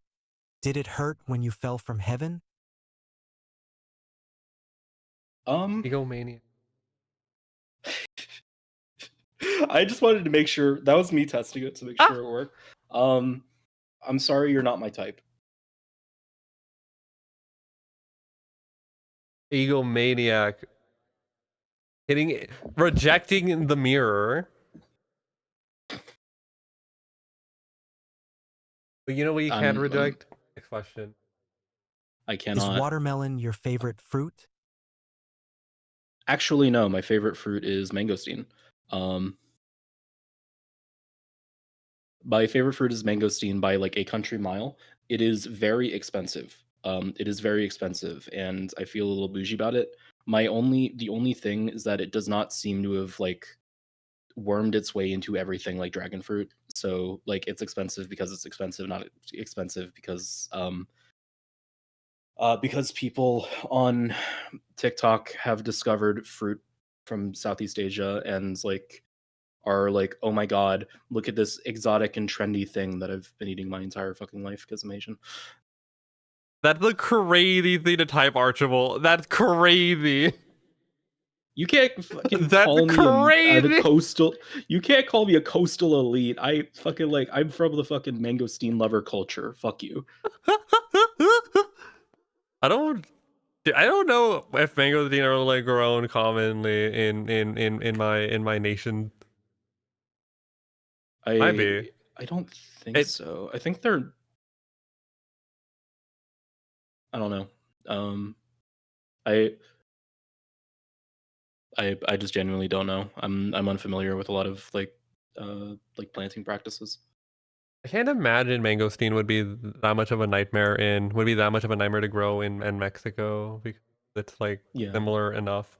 There's probably somewhere like there that's like similar to like the Philippines or Indonesia or like Laos. Yeah. Maybe not Somewhere Laos. relatively tropical. Yeah. If not, Oh, maybe some. I'm a yeah. False alarm. I was unaware you were from Indonesia. Shut up. So I just didn't know like you were in like because I know they grow mangosteen in Indonesia. I just don't like I was just like unaware of your where you were at. I'll go to Indonesia right now. Perhaps. Shout out. Maybe don't shout out the thing out. What are your thoughts on dragon fruit? Okay.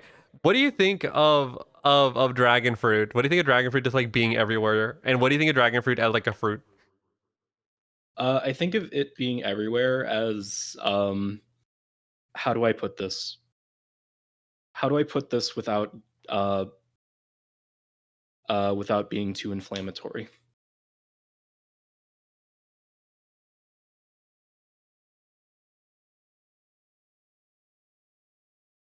It's I don't like that white people have discovered a fruit that is like that they're gonna fucking drive the price up of, especially when it's not even that particularly good. Um, like I don't like that they're doing the fucking thing they did with like the closest like equivalent I can think of is fucking matcha because like dragon fruit is in fucking everything in the same manner matcha is in fucking everything. But matcha like was like that's just green tea. That's just like a form of green tea. So it's like it's like it's already produced in vast quantities in like Japan. Like dragon fruit is like a relatively like like white people didn't even know what that was until pretty An recently. indie fruit? Yeah, no, it just fucking just white people didn't know about it. But like as a fruit, it's kind of whatever. I'm gonna be honest, it's kind of whatever. I'm mostly just mad that like uh fucking like the fucking like fucking acai bowl industrial complex has discovered a new thing to terrorize. I like dragon fruit because like we grow them frequently. Yeah. I used to grow dragon fruit. I think the tree died, not the tree, the cactus died. They don't taste Mhm. like anything, Like but they're pretty good to put sauces on top of. Like put a little bit of yeah. tahini, and then you eat it, Yeah. and then it's like worth eating. Yeah, yeah, like I'm speaking from the experience mostly just eating it plain. Like you And from that perspective, you gotta season it up. It's like eating jicama. yeah. Yeah. Like for me like dragon fruit is a bit plain. I think texturally it's nice. But it's not like a super like it's not like a very flavorful thing that I like look forward to. It's just like a nice once in a while type thing. You prefer the red one or the white one? I think I've only had the white ones. I've had like the red one. The red one like I've had the red one that tastes a little bit more like something. Okay, that makes sense. That makes It's still sense. not that much. Apparently the like Ecuadorian ones that are the tiny ones are like good.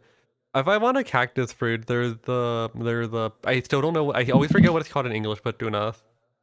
I like that Oh my one. god, I fucking like bent down and my tracking fucking broke What is that in English? I don't know. Dude? Are they giving to me? It's a good question. Prickly pear. Oh, yeah. These are pretty good. They're kind of annoying to eat because the seeds kind of suck. I remember getting my friend Yeah, one, that and they makes were sense. like, "Wow, this is going to stain my cutting board." I'm like, your cutting Yeah. board's already stained." Yeah. They're like okay. They're the other cactus fruit I forgot the name of. Like that one. There are other better cactus fruit, but the best part of the cactus to eat is, you guessed it, the cactus. Mhm. Like the petals and all. Which apparently is not a common thing people eat outside of the region. Yeah. Bad faith. I'm like familiar with it by virtue of being like in Texas. I don't know if I've had it, but it's like not an uncommon thing. I think I had it like the other day. Hi bug, Mm. comma big book of, or huge tome of insect. Oh, I Big Book of Bug. We've been talking a little bit about Twin Peaks. And because my stuff's all Twin Peaks themed, it's kind of Yeah, they're a Nopalis. natural fit. False alarm. We're talking about Yeah. Nopalis. I had them yesterday. I like them a lot. Yeah. I like them a lot. I don't know how common they are. I've like seen people say they're not that common to eat outside of like the region, and I think maybe Turkey. Yeah, I think Nopales are definitely like that's definitely like a if I weren't from Texas, I wouldn't know what it mean. I wouldn't know what that was. Everyone play the Nopalis. They're really good. They're really good. If anyone wants to boss up and do that, I I really like them. I really like them. People compare them to okra, but I've never had okra. Well, no, I've had Hmm. okra, but in like a Mediterranean all you can eat cafe, where like you couldn't really taste Uh, it like anything. It was just kind of tasted like sauce. so true, Big Book of Bug. So true. Saying yeehaw. Wow. My neighbor grows I'll them. think My neighbor grows them. I think we also used to grow them. Is it like aloe? No, it's not like aloe. my grandma grows so much fucking aloe. We have aloe. I used to burn myself just so I can put the aloe on me.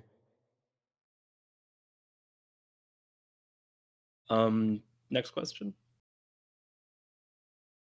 Wait, one more fruit question. What's your favorite fruit that isn't like a boutique fruit? Favorite. If you say mango is the boutique fruit, I'm gonna kill you. Oh, mango. I mean, maybe if you're in like, maybe if you're like Washington. I can't imagine mango in Washington tastes good. Yeah, for me, it's definitely mango. Yeah, Um, and I it's like uh, go sorry on. go. No, I didn't really have much. Oh no, I've heard people I've heard people from like cold climates. They're like, oh, mangoes are pretty good up here. The mangoes are pretty good up here, and I'm just like in my brain going like, oh my god, cope. Oh my god, the cope. Yeah, Because it's not even the cope. It's like, oh, they don't know. They don't know. They don't know. yeah. And I'm just like, oh my god. Oh my god. I need to go. I need to go to Panama. I need to go to Indonesia. I need to go to the Philippines. I need to go I need to go to Sri Lanka, Colombo, and get a mango. Yeah. And what's a good starter fruit? Starter fruit, A good starter fruit. Like you know how people say weed the starter drug? like a gateway drug to, or like a gateway fruit for people who've never had fruit. Yeah. Um, is the person in question relatively adventurous? They're good enough. Okay. Honestly, like there aren't too many adventurous fruits. I don't know why I asked that question. I'd still say mango or maybe lychee. That's a pretty Mango good or one. lychee or longans, I feel like are great because they're very like longans are like kind of a sleeper hit. They're like wonderful. They're like so like syrupy. It's wonderful. No one ever cure. But I like rambutan, but I'd rather have lychee or longan if I were given the choice. I don't know Just why. because I don't know why every time I've had a rambutan, it's been really good, and every time I've had a lychee, it's been like kind of weird. lychee are very variable. Oh, I'm aware. I've had some that are like actually life changing, and I've also had like a shitload that are just kind of like why even bother, Yeah, it's like weird and astringent. But like I'd rather a good lychee than a good rambutan. But I think that's also just because I find with rambutan the kind of like bit around the seed tends to be a bit more fibrous and liable to like stick to the flesh with rambutan relative to like lychee um or longons. But I feel and I don't really. It feels a bit like chewing straw when it gets to that point, and I'm not huge on it. what about like oh, what they call it in English? Passion fruit. I love lilikoi. I love passion fruit. It is also one of my favorites. I feel like I don't know if I'd have that be like a starter fruit just because it can be quite tart Oh yeah, it and like not ev- sometimes if you just like eat it straight, if you like raw dog the passion fruit, it like sucks. I really like sour. So even like a rather underripe passion fruit that's really sour, I still love. Um I just adore them. It's super nice and um I don't know. They're great.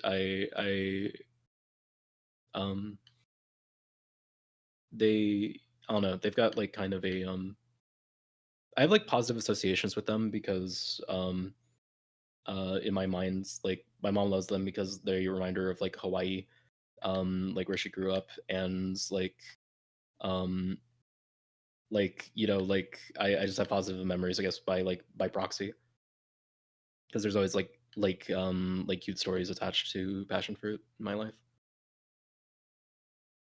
Yeah, for me, it's I Um don't know if I have that many associations with fruits other than like mangoes and avocados.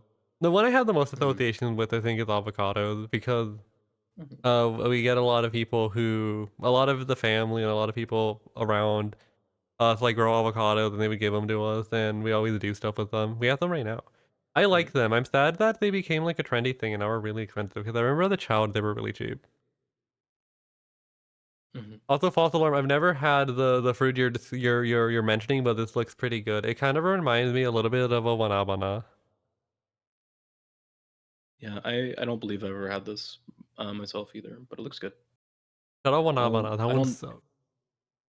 mm, Shout out durian. I've never actually had like a fresh durian. I've I've never had fresh durian either because like my grandma always wants to get some, but my mom is like, no, I can't have that in the house. Understandable, I guess. Oh, maybe. I don't know. Durian flavor seems pretty good. And Yeah, shout out jackfruit for being like the most annoying thing ever. mhm. Yeah, like I want to try like fresh durian really bad, but it's difficult to get up here. In like fresh form, like even frozen, just like non like turned into a pastry or confection type deal. And like also naturally my mom really does not care for the smell. Understandable. Well, I don't think you go to the durian for the smell. Well, no, but my mother just doesn't care for the smell, so I've never had the opportunity to try. Because Understandable. like it's a bit expensive to get a bunch of durian, and like Then you if get one I durian. yeah, like it's expensive to get much like at all. So like both due to expense and due to like not really having anywhere to eat it, I'm inexperienced with her. Oh, starfruit. I love starfruit. Mm. Starfruit is it's not my favorite, but I do like it. It's kind of for those who haven't had it, oh fuck, how do you explain it? It tastes like a Um starburst. I don't know if It tastes like a it's very, kind of very faint starburst to me. it tastes like a kind of like a green mango type thing, but juicier is like the closest approximation I can think of. It's like a less intense green mango that's kind of juicier. Yeah. and more like crunchy in your mouth. Yeah, it tastes like a candy to me. Like it tastes Mm. very much like to me it tastes very much like a candy, but like not quite there because it's like real. So it tastes like if Yeah. it tastes like if a candy was real. Yeah, for me like most of the ones I've had have been pretty tart, so my association goes more to green mango, or my mind goes to green mango more so. But I might have just had like particularly tart or underripe ones. Also I've never had a rose apple before, but I've like seen them around. Oh fuck, I think my grandma gets those from time to time, but I don't think I ever had one. What do I think of other like fruit are pretty good. I would be so sad if I lived in Canada because then I wouldn't have fruit. I'd have Yeah. apple and blueberry, and I don't really care for apple or blueberry too much. I like, oh my god, Yeah. I like gold melon. I like honey melon. I like the chamoy. I like chamoy. Mm. I like That was melon. like my favorite melon. Yeah. Unfortunate to the watermelon out there. Most watermelon honestly is not that great. You kind of have to like be crazy and seek out like the ones that like have seeds, because like every seeded watermelon I've ever had has been really fucking good. Every like seedless watermelon I've had, which is like the vast majority of the ones you can get, are have been kind of like flat tasting and have a Right? weird fuzzy texture where the seeds normally are. Right? Like I still like the America flavored watermelon because I like Yeah. how watermelon tastes. It's just I Yeah. don't like the fuzz because it's like Yeah, that's the I'd rather just spit out seed than like have that. yeah, yeah. Exactly. Like I like the seeds like they're not really an issue, and like wherever, and like the weird fuzzy texture, weird kind of like mushy fuzzy texture, it's just not pleasing. Oh my god, false alarm! I fucking Also, love guava. yes, I like we've talked about this before. I've never had like red guava. I've only ever had like white guava. Yeah, and I don't. No, I've had white guava. I've never had like a big like the Taiwan guavas. I've had like the small yellow one, the small red one, because those are the ones that are like very easily accessible to me. Oh no, Mhm, the Taiwan ones are also accessible. I just like don't know how you like straight up don't know how you eat them. mhm. Cause like, For me, cause like I remember seeing it for the first time and I was like really confused by it because it's like why is this guava so big? yeah, for me, the way like we ate like the white guava was we would just like we basically just cut it into slices and just eat it.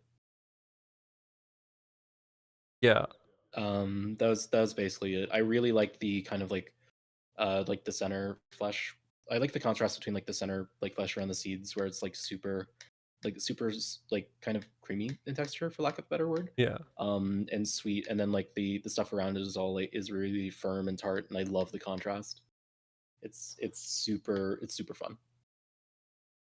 Those you eat the meat. Yeah, you eat like I know you eat the meat part. It's just that I just that I'm not sure if you can just like bite into the. Are they the Chinese ones? I think they're the Chinese ones. The like the ones that aren't like the size of your finger. I don't know. I only know fucking like guava. No, no, they're For both me like guavas. oh I know I meant like for me guava has always been just like the white guava. No, I know. There's like the I think it's Mexican guava. Not sure. Mexican thing. I don't think it is. Yeah. I, yeah, I just meant I have like I have no frame of reference for other guavas. No, it is a Mexican guava. My bad. Hmm. Yeah, I've had these are the only ones I've had though. Okay. Chinese guava, you don't eat the skin. Okay, that makes sense. That makes sense because that's the part of it that was like I want to bite into it, but I don't know if you can do that with these. Yeah. Shout out guavas, they're so good. I Guavas are hate the kind of bottom like bit of life the guava changing. though because you had to like spit it out. Mhm. It's like kind of weird. Same with the top bit, but that's like every fruit. Yeah. Sorry, we've been talking about fruit for too long. Let's go to the next question. Okay. The odier the I think I biscuit, know. the better it is for cheese. Discuss. Huh? The odier the biscuit, the Uh better it is for cheese. uh I um I'm not sure what to make of this. I'm not really like a a big like cheese and crackers person. So I wouldn't know where to go with this, but in my limited cheese and crackers experience, I have preferred the ones that are more of like a multi-grain type deal than like a plain white flour type deal. Oh, fuck the plain white flour, the saltine. I like the biscuits Yeah. that are. I like the biscuits that are like wheat. That are like wheat or like oat. I agree. I agree. Yeah, I agree with this take. I agree with the take. I think that the plain white biscuit, white flour biscuit, is like really good with like jam on it. Like if you put jam and a little bit of cheese, that's like kind of the ideal situation. But like, what's the name of the Mhm. biscuit that's like kind of cuts up your mouth a little bit because it's like a little pervy with it?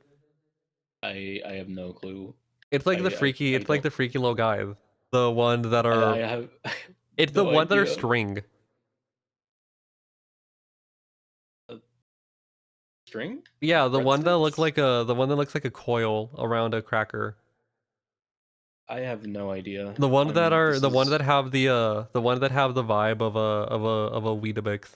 Not a Weetabix, what's it called? The like hay cereal? mini wheats, Yeah, Wheaties. like a wheat. Like a wheat bagel. Not a bagel, a wheat I cracker. I Triscuits. I'm That's kind. it. Thank you, man opener. Triscuits. Oh, okay. Um. Yeah. I fuck with Triscuits. I like saw Triscuits the other day and I'm like, oh my god, I could put something on that. Yeah. They're kind of wonderful. I feel like they can be a bit salty paired with cheese. That's my only critique. We'll get the unsalted one. The like light the hint of lime ones. Yeah. Okay. Yeah. No, for sure, for sure. Next question. Yeah. Do you believe in the Big Zam or the Gaia Gia? Ooh. I gotta go with the Big Zam. I gotta go with the Big Zam. Um, I think the Big Zam is so funny. I think it's so awesome that there's this massive fucking like I don't like 100 meters tall or some like crazy shit like that. This fucking massive robot on fucking like and it's like propped up by chicken legs. It's awesome. It's so 0079. There's no other fucking Gundam where there's no other Gundam where they would get that crazy with it, and I think that's awesome. I love the Big Zam so much. Fraud, I feel like the number that's gonna keep getting higher to 1. Listen, I might be, in the manner the question was phrased this time, the answer is clear. True. People love the big. I love the big. Shout out. If you are, I'm not gonna say this during the interview. Next question. Okay. What was your introduction to D&D and where? uh so I think I said it earlier. Well, I guess I said my introduction to tabletop in general was through VTMB. A very regrettable uh, method, but D&D itself, I believe, I was introduced to it during one of those. Oh, there's like a tabletop book for $5 at Half Price Books. Let me look at this. And I picked up a D&D third edition core book and um, core rule book, DM's guide, and monster manual for not a lot of money. Obviously, this is third edition, not 3.5. By this point, like 3.5 was out, but I couldn't like find a copy at a local used bookstore, and online they were expensive. But I think that was it. That was technically the first D&D I had run, but it was only for maybe a session or two because like I said, my early attempts at GMing kind of they tended to end pretty shortly, basically, until like I got later in high school and college and so on. But yeah, technically my intro to D&D was just literally running into some D&D rule books at like a Half Price Books and just being like, oh, these are cool. There isn't like a super huge story behind D&D specifically. Imagine reading books. Real. What books were you into before in the before times and the current times? So like which realm of book and which realm do you mean by before time? Before being an adult. Oh, like what I was reading when I was a kid. Yeah, when you were a yoddler. When I was really young, I was into like really really young. I was into like fucking Captain Underpants and shit. Then I was a big series of unfortunate events kid. Um, I then like later still as like a young adult, um I read a bit of the Harry Potter, but kind of was like whatever on it, and I read a bit of the Percy Jackson, was kind of a bit whatever on it. I got into I had an Isaac Asimov phase for a bit in middle school. I read like all the Foundation shit, and some short stories and things of that nature. And since then, I studied history in college, so it's been a lot of nonfiction since then, and I've not been reading nearly as much like fiction. I was a Diary of a Wimpy Kid. That was also a thing I was big into in like fourth grade, something like that. But since then, um my general reading stuff has been like it's been just fucking like the academic history shit ever since I went to fucking college. When will you read? Both for I'm getting there, but I do need to read that. Um, but yeah, it's been pretty grim, like with regards to reading fiction of late, unless you count like fucking uh like Umineko. Like I think the last novel I finished was Crime and Punishment. And I'm still working through Brothers Karamazov, but I've read like so much bullshit since then. That's just like unrelated. I've been going through 2666, but I haven't had the time to read anything because I've been like locked in on my shit. Yeah. Um yeah, that's real. Um I think I know which question is next, and I need to take my lumps. Next question. How did someone as politically Yeah. active as you claim to be, Yeah. and as affiliated with a watermelon as you are, not know the watermelon was associated with the Free Palestine movement? Why did I have to teach this to you? This was also me when I learned that you didn't know, because I thought this was like I thought this was why you chose it. I have a lot of gaps in my knowledge which are inexcusable. That's basically it. That's crazy. Like literally I was like just relatively ignorant about like a lot of symbology used in like pro-Palestinian movements and so on. Like frankly, that's a area of political thought and history I'm pretty weak on. And there isn't an excuse there. It's just a deficiency in my knowledge. It would have been funnier if you also had a kufia around your thing and you didn't know. That was also a Palestinian thing. I knew that was the Palestinian thing. Dude, but I feel didn't know so what the bad because I watermelon remember was. being at the furry convention and I told someone, oh, I like your kufia. Because it was a kufia. And they were like, wait, is that what this is? I was like, what's that? I was like, oh, it's the Palestinian garment. And they're like, oh shit. And I was like, what? Wait, you didn't know? I was like, Yeah, oh wait, you didn't know? yeah, I think yeah. about that That's interaction sometimes because I'm like, yeah, yeah. That was definitely one of my worst one of my more embarrassing like instances of displaying my ignorance. But speaking of, next question. Do Speaking you of like Bob ignorance, Dylan? yes, but it's been a really long time since I've listened to an album from Bob Dylan in its entirety. Dodging, But dodging, I was dodging thing, yes. Oh no, I love Bob Dylan. It's just been a really long time since I've listened to like a Bob Dylan album in full, and I need to change that. You will listen to Bob Um, Dylan, but you won't listen to like Played. It's not that I won't listen to Blade. I just haven't gotten around to it. Oh, you can get. That's basically Oh, you'll get my. around to Bob Dylan, but you won't get around to Thai Boy. I got around to Bob Dylan when I was 12 years old. And I got around to Blade when I was 14.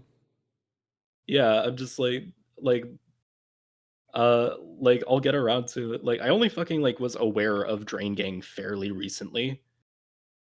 So like I was not like really in a social zone where I was like people were talking about Drain Gang until I was like in my mid 20s. You need to get around to Bjork.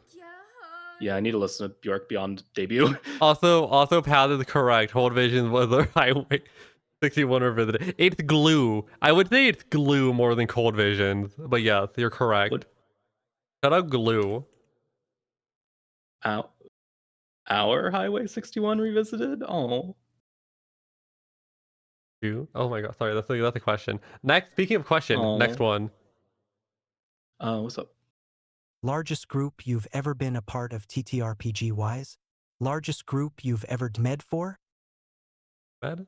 Same thing both times. There was a group I was in with I was in table or in high school or no, sorry, I'm getting fucking like sidetracked.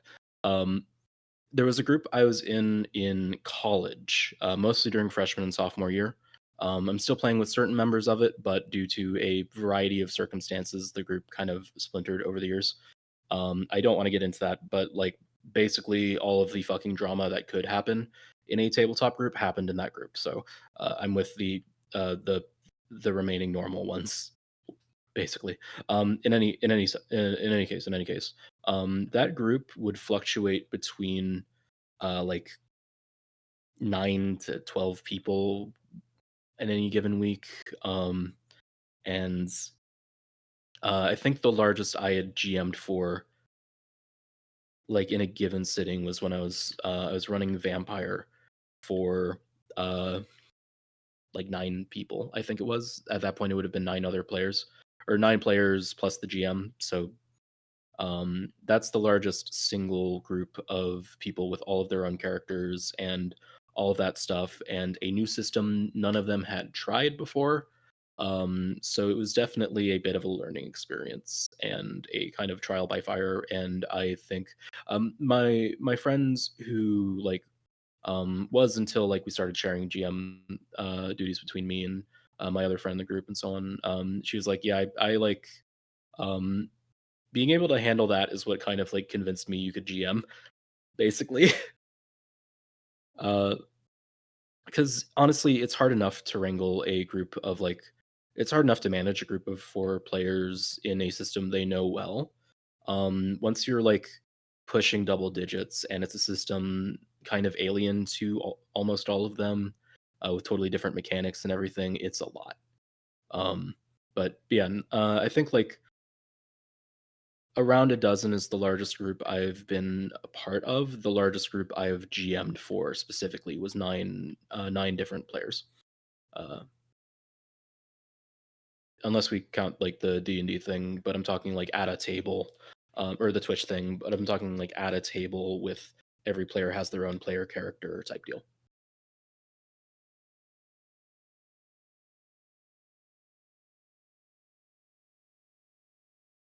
I would not want to do that again. That is a lot, You will be and DMing for I am 1,000 people soon.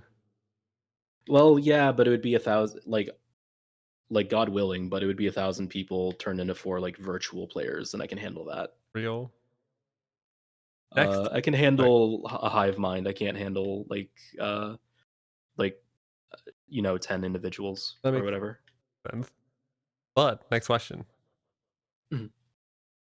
What's a life experience of yours that's invisible to a person your age without chronic pain? Oh God. Um,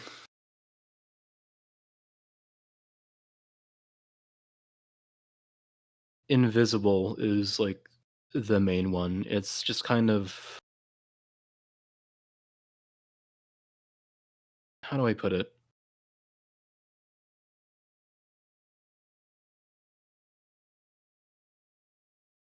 Nowadays the leg thing is a bit more visible because I walk with a cane, but like I think in general the kind of the kind of like effort and pain that goes into doing relatively basic things, like obviously walking, but like typing, using a mouse. I don't use a mouse anymore. It hurts too much to use a mouse. I have to use I use a gamepad with like a joystick mouse for most of my computer navigation that isn't the keyboard. Using like just a regular like laptop or something is excruciating. Baking is a fucking nightmare. I don't really bake anymore. Like as in bread and so on. Um, it's just largely a lot of the kind of day-to-day stuff is really painful, but you kind of gotta do it. And it's I don't know, it's a thing that's like the problem, like a lot of it is that like it's a physical ailment that's or like it's a physical issue that's like not obvious, right? Um like with the leg, like the thing is obvious, but with my hands and so on, like there's no like apparati or whatever on my hands. There's no uh like crazy shit there. So it just kind of looks like my hands are like normal unless you like look and see the fucking like surgery scars on them. But like for the most part, it's just like I think it is just kind of like being in your mid 20s and just like basic tasks being like really painful is the main like thing. Like it doesn't look like it's painful because I've kind of learned to stop wincing, but it's bad. That's like the big thing. It's just like shit hurts, and people like there's always kind of the worry that people think you're making it up, I guess, because it's not visible. But yeah, the short answer is, or the short answer is like everything. Would you like to talk about um, this more, or would you like to move on? Honestly, probably move on. Next question. How long have you known Forrest? How do you live with the regret of associating with them every waking day? Jesus Christ. Let's see exactly. It has been it has been 2 years since I got put into like um basically like a group chat type deal with them. It's been like 2.5 years or so that I've known them, like, and we've like hung out on the regular. Um I was just like checking the dates. Um yeah, it's been about 2.5 years. And with regards to how I managed the regret, um I simply live with the pain. No. Like jokes aside, I've said it before, like meeting you has been like a definite blessing, and I am like extremely grateful to be able to work with you and stuff and just hang out in general. Um uh I'm saying this in case I'm saying this just kind of to the screen, obviously, because I know the salad forest here is not the salad forest in my personal life. Who also streams on Twitch, by the way. Crazy. I'm surprised you of the meeting was via Twitch and you kept watching despite the streams being boring as fuck. Yeah, that was also like a weird thing. I fucking like saw you like on a stream, and I think like we had a mutual friends and we like started talking. Yeah. I don't think it's crazy that you like came back after because I would have because like I like look back at my streams from like that era and I'm like, wow, I want to turn it off. Turn it Yeah, off. Turn it off. I feel you. I feel you. I honestly same deal with my old streams. I feel like, and honestly my programming streams, which is why I'm probably gonna cut back on those and focus more on Blender and D&D. But like in general, like I feel like I do a lot more interesting things now, and it kind of I kind of cringed looking back at the stuff, which was just kind of me on a screen, you know? Yeah. I mean, like me Gaming. back then was just like go live Xbox a little bit and not really like Yeah. talking much because I didn't know how to do that. I remember the first stream I Oh, did. yes. I remember the first stream I did, like by myself without like the was playing City Skylines, and I was like so not sure how to approach it. I was like, not like City Skylines. Yeah. I know how to play City Skylines, but like how to do the Yeah. thing. And then over time, I learned the method. I learned the wave. Yeah. And then Yeah. Yeah. Yeah. then last year, I did my current model debut, and I was like, oh, I'm gonna do all this weird stuff on Twitch. And then I did all the stuff on Twitch, and I'm doing an interview. Yeah. But yeah, smile, Yeah. smile, Yeah. smile, Smile. smile. It was for a mutual friend. However, that is where that discussion ends. Next question. Yeah. When can I play your game? Uh, excellent question. April 21st. There's no fucking way we're getting it done right after the other, right after like all the other shit we've got going on. I'm Give aware. it a couple months, I'd say, being realistic.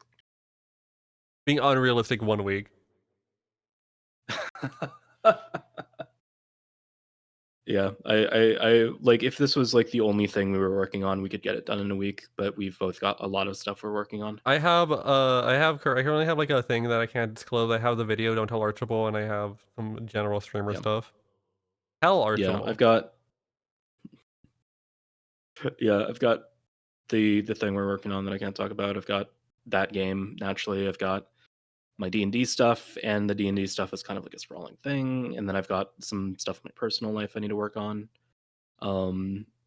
et cetera, off of Twitch and off of the internet. There's like a whole thing going on. Also, hi Fizzbuzz, I forgot to say hello. Hello. Next question. Why are you the log cabin Republican archetype of homosexual? Oh my fucking god. That is some fucking that is some crazy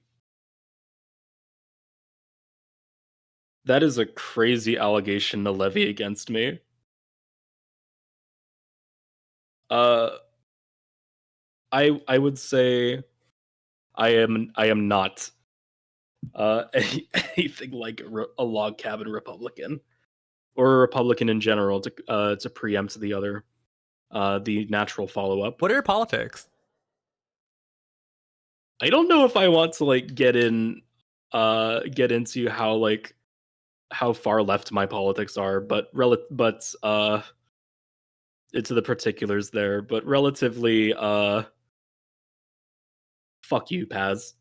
Don't slander me like that. No, I'm a fucking like I'm a fucking dirty red, but not like Republican red, the other kind of red. Like Dosh. No. No, not like Dasha. Not like Dasha. Shout out Succession. So true, so true. Shout out Disco Elysium. Which I believe was her which I believe to be her her voice acting debut, although I could be wrong. I feel like she was in other things. I'm like pretty I sure don't know she if was she in other voice things. acted though. Like she was in other things. I don't know if she voice acted in other things. I wonder if though. we'll ever be on stream together and not talk about her. Who knows? Who knows? Or But she won't come up. I don't know. Honestly, I don't know. Carl Maxwell Red. Carl Maxwell? Carl Maxwell. Carl Maxwell? That's crazy, false alarm. That's crazy. I'm not sure I get this joke. Next Yeah. next question. Next question. Hashtag political. Hashtag political? Hashtag political. Oh no. Oh no. Will your game have a Karen and a male Karen that'll stress the player out?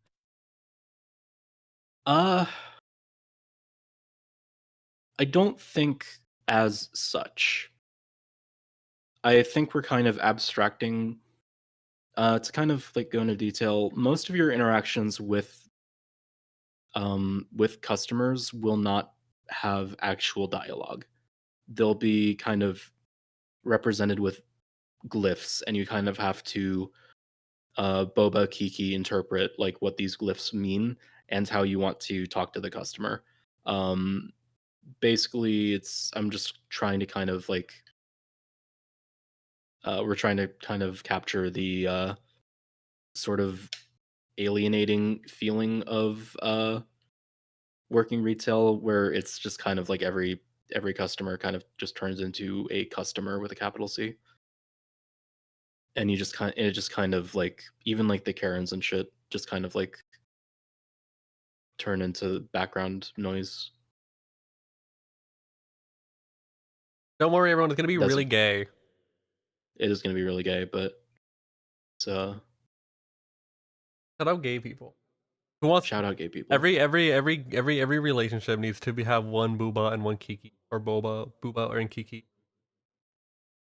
Mhm. Wait.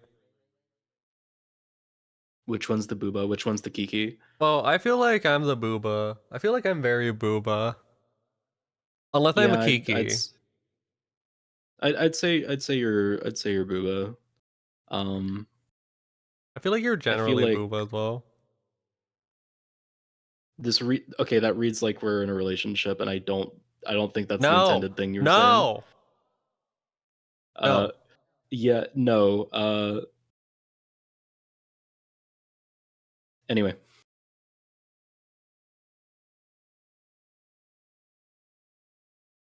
So is I think there's Oval. someone in chat who's very kiki though. I think Prod's pretty kiki. Prod's pretty kiki. I was talking about Paz. No, I'm talking about Prod being very kiki, because Prod's so kiki. yeah, Prod is so kiki. Prod is so fucking kiki. It's crazy. It's crazy. I'm I Prod, I'm also pixeled. But I'm booba pixeled. I like saying Mhm, booba. I think it's so much more fun to say booba because it's like a wooga. mhm, But next question. yeah. Um. Best niche TTRPG? Oh fuck. God damn it! I want to plug my friends because it's really good, but like but my legal name is on there, so I can't. Um. Fuck.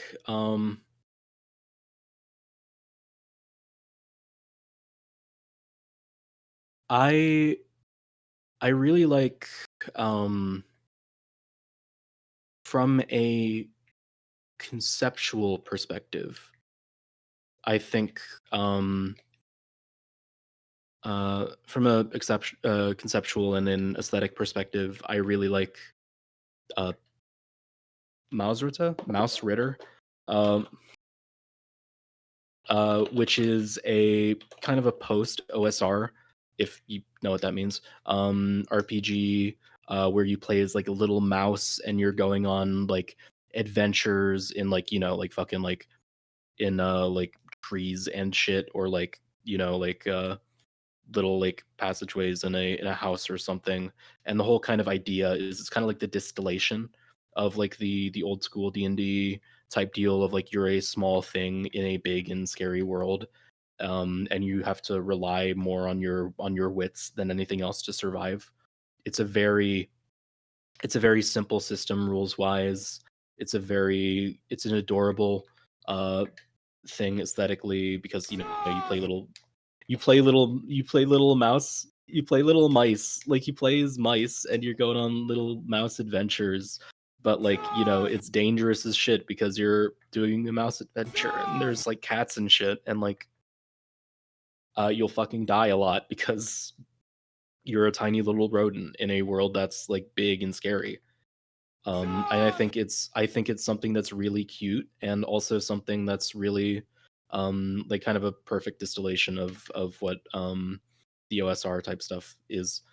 And it's wonderful. It's really cute. It's really cool. I love I love when people like get silly with inventory management and here it's like all of your inventory stuff is on little cards you print out and you fit them into your inventory like physically. Uh it's so cute. It's so like simple and beautiful uh and and great and I want to play it so fucking bad. I want like a GM who knows what they're doing to like GM it for me. It's like that is like so cute. It's so cute. It's so cool and I find it so like thematically and mechanically compelling. What about? I was gonna make a lost a joke. I'm sorry. I lost my I'm joke. rambling a bit. No, this is the first. This is the first time I've seen a mouse thing not be scary. People make mice scary.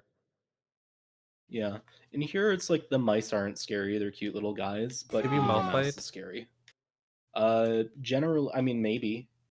But for the most part, like this isn't like a mouse is scary game. This is a being a mouse is scary game. Being mouse is suffering. I see. I It's see. not like it's not like hard and gritty or anything. It's just like you die easily because you're a little mouse going on cute mouse adventures, etc. Oh, I see. So it's not a little mouse in the Alps helping finding her neighbor's lost cat situation. Not like our like fucked up dark twisted I feel like version it of it has that to we be joke dark about a lot. twisted. Uh, Mouse Ritter is not fucking is not dark and twisted. It's cute. It's just scary to be a mouse. Okay. Can you explain to everyone the cute little witch in the Alps? So there was like a post where which has been endlessly clowned on, where someone was like, Disco Elysium's great, but we have too many games about middle-aged white men. What if it was about a little girl in the Alps trying to find her neighbor's missing cat? Um, and like me and Forrest have this like continuing bit where we're like making that, but like fucked up. Like it's not like oh a cute little witch in the Alps like is looking for a lost cat. Like it's like she's fucking like the little witch in the Alps is like an alcoholic who's like dealing with fucking like generational trauma and like the cat is like mostly lost because like it wasn't her neighbor's cat. That's just what she tells people. It was her cat. And she tells people it was her neighbor's cat because the cat is like starving due to neglect and just very obviously like basically ignored and kept in horrible conditions. So she needs an alibi, but this cat is the or not an alibi, she needs like an excuse for why it looks like that. But this cat is like the only thing that she still has in life that she hasn't driven away. Like shit like that. Like, okay, to those non-Disco Elysium players, most of what's been described is like actually just Disco Elysium. Yeah. Uh Like like Disco Elysium is like straight up just like that. It's just that. just like putting the Disco Elysium themes or like the fucked up weird guy just making the cute girl in the Alps like real as fuck. yeah. Like I would play that Yeah. game. I think that would be awesome. Yeah, like I wouldn't play the kind of like the cutesy one type deal, but I think like having a really fucked up one would be really cool. Um and it is just also like a funny thought experiment. Yeah. I would play that game too. I'd play the shit out of that game, prod. Next question. Yeah. Favorite non-D&D tabletop game? Uh so that's a tough one. Of late, I've been enjoying the Fantasy Flight games Star Wars RPG that I've been trying out with friends. Um it is based off of a generic RPG system called Genesis, and the main deal with that is that every task you roll a bunch of stupid proprietary dice. I like the proprietary dice, but like still kind of like you. But the idea is that you don't just roll success and failure. Task resolution isn't like a Boolean pass fail. You roll successes, advantages, like, and then like advantages and disadvantages, triumphs and despairs. In order, success or failure is like, do you succeed on doing the task you set out to do, right?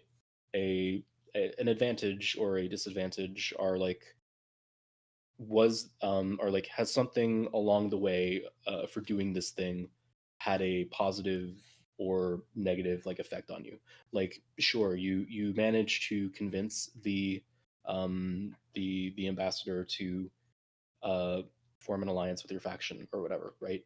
But he's demanding but you rolled a disadvantage, so he's demanding like a share of your planet's mineral rights or something of that nature, right? Conversely, like you fail to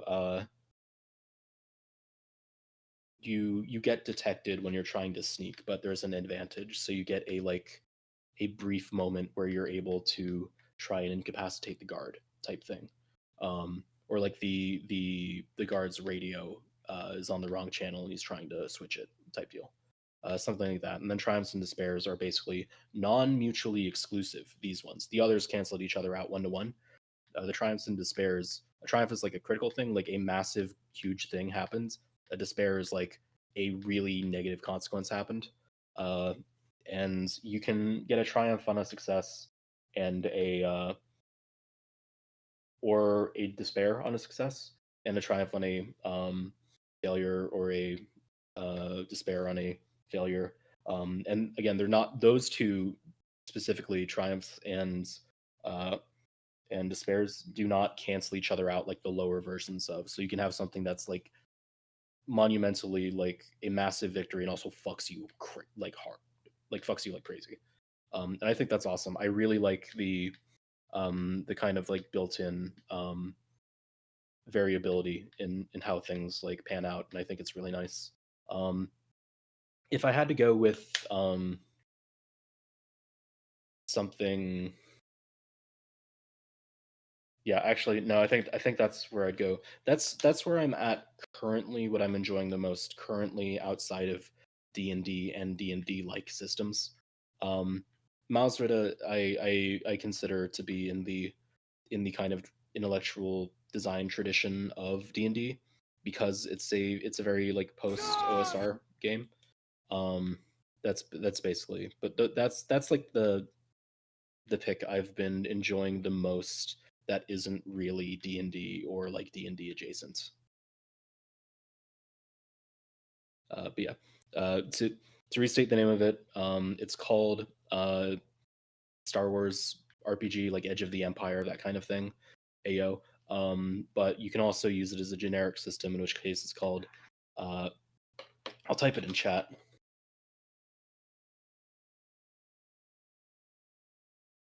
It's called Genesis, uh, standing for generic system, and you can put it into a lot of things and it'll work well enough.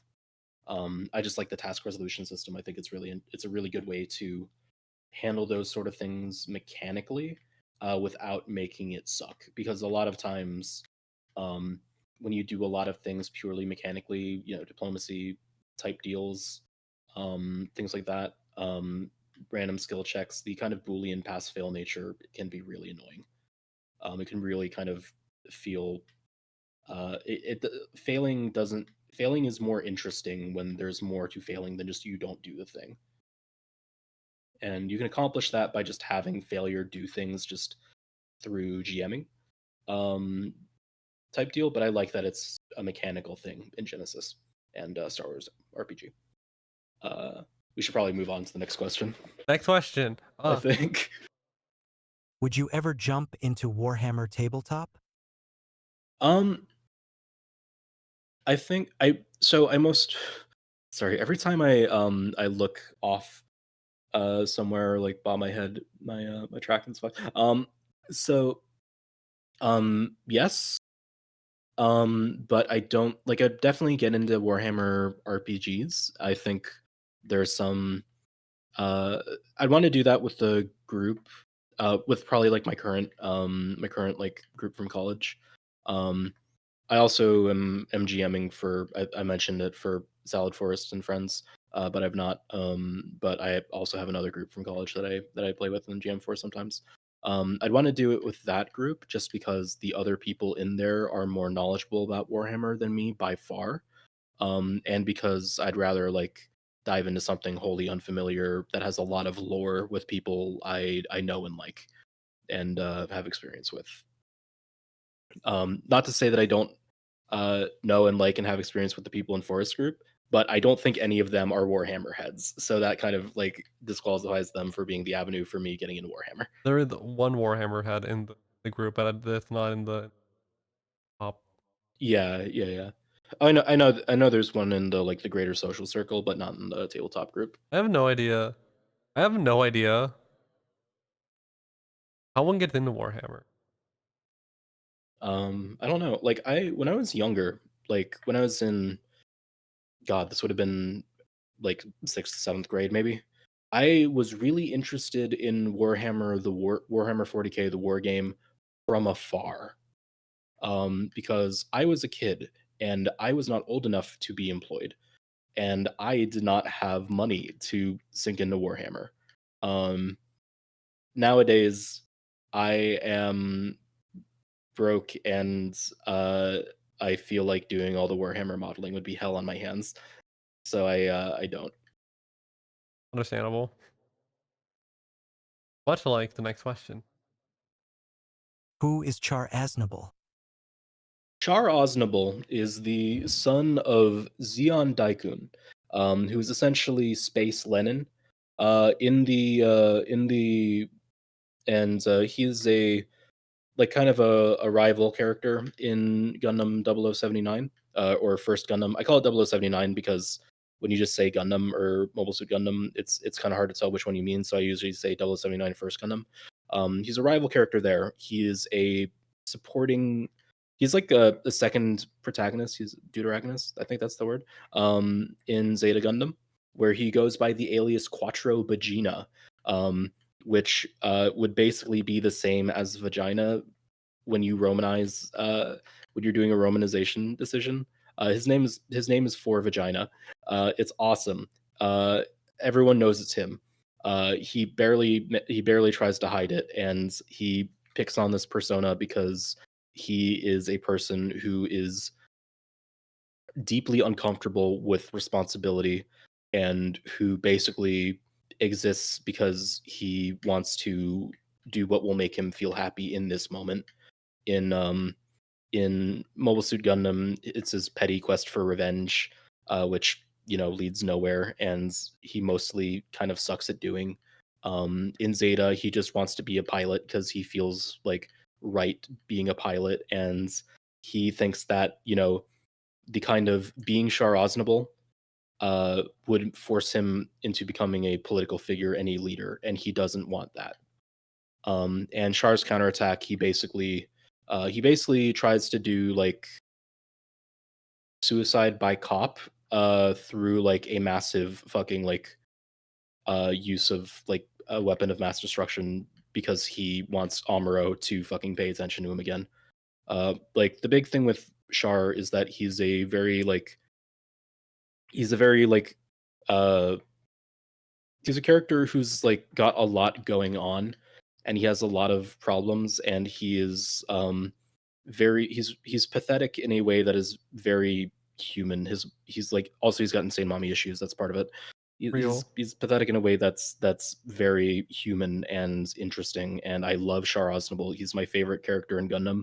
He is a piece of shit and sucks. But I think as far as writing goes, Char Aznable, like how he goes from First Gundam to Zeta to Char's counterattack, is one of the most like interesting and well-rounded characters in a series that has been going in some form or another for like nearly 50 years. I can talk for hours about Char Aznable, but I will not. Let's move on. All right. Dream boss up? Oh my god, who would I want to who would I want to like Okay, so there are a couple of boss ups that I think would be interesting. With regards to people with whom I'd want to make a stream with, or I'd want to stream with, it's mostly people whom I know would be down.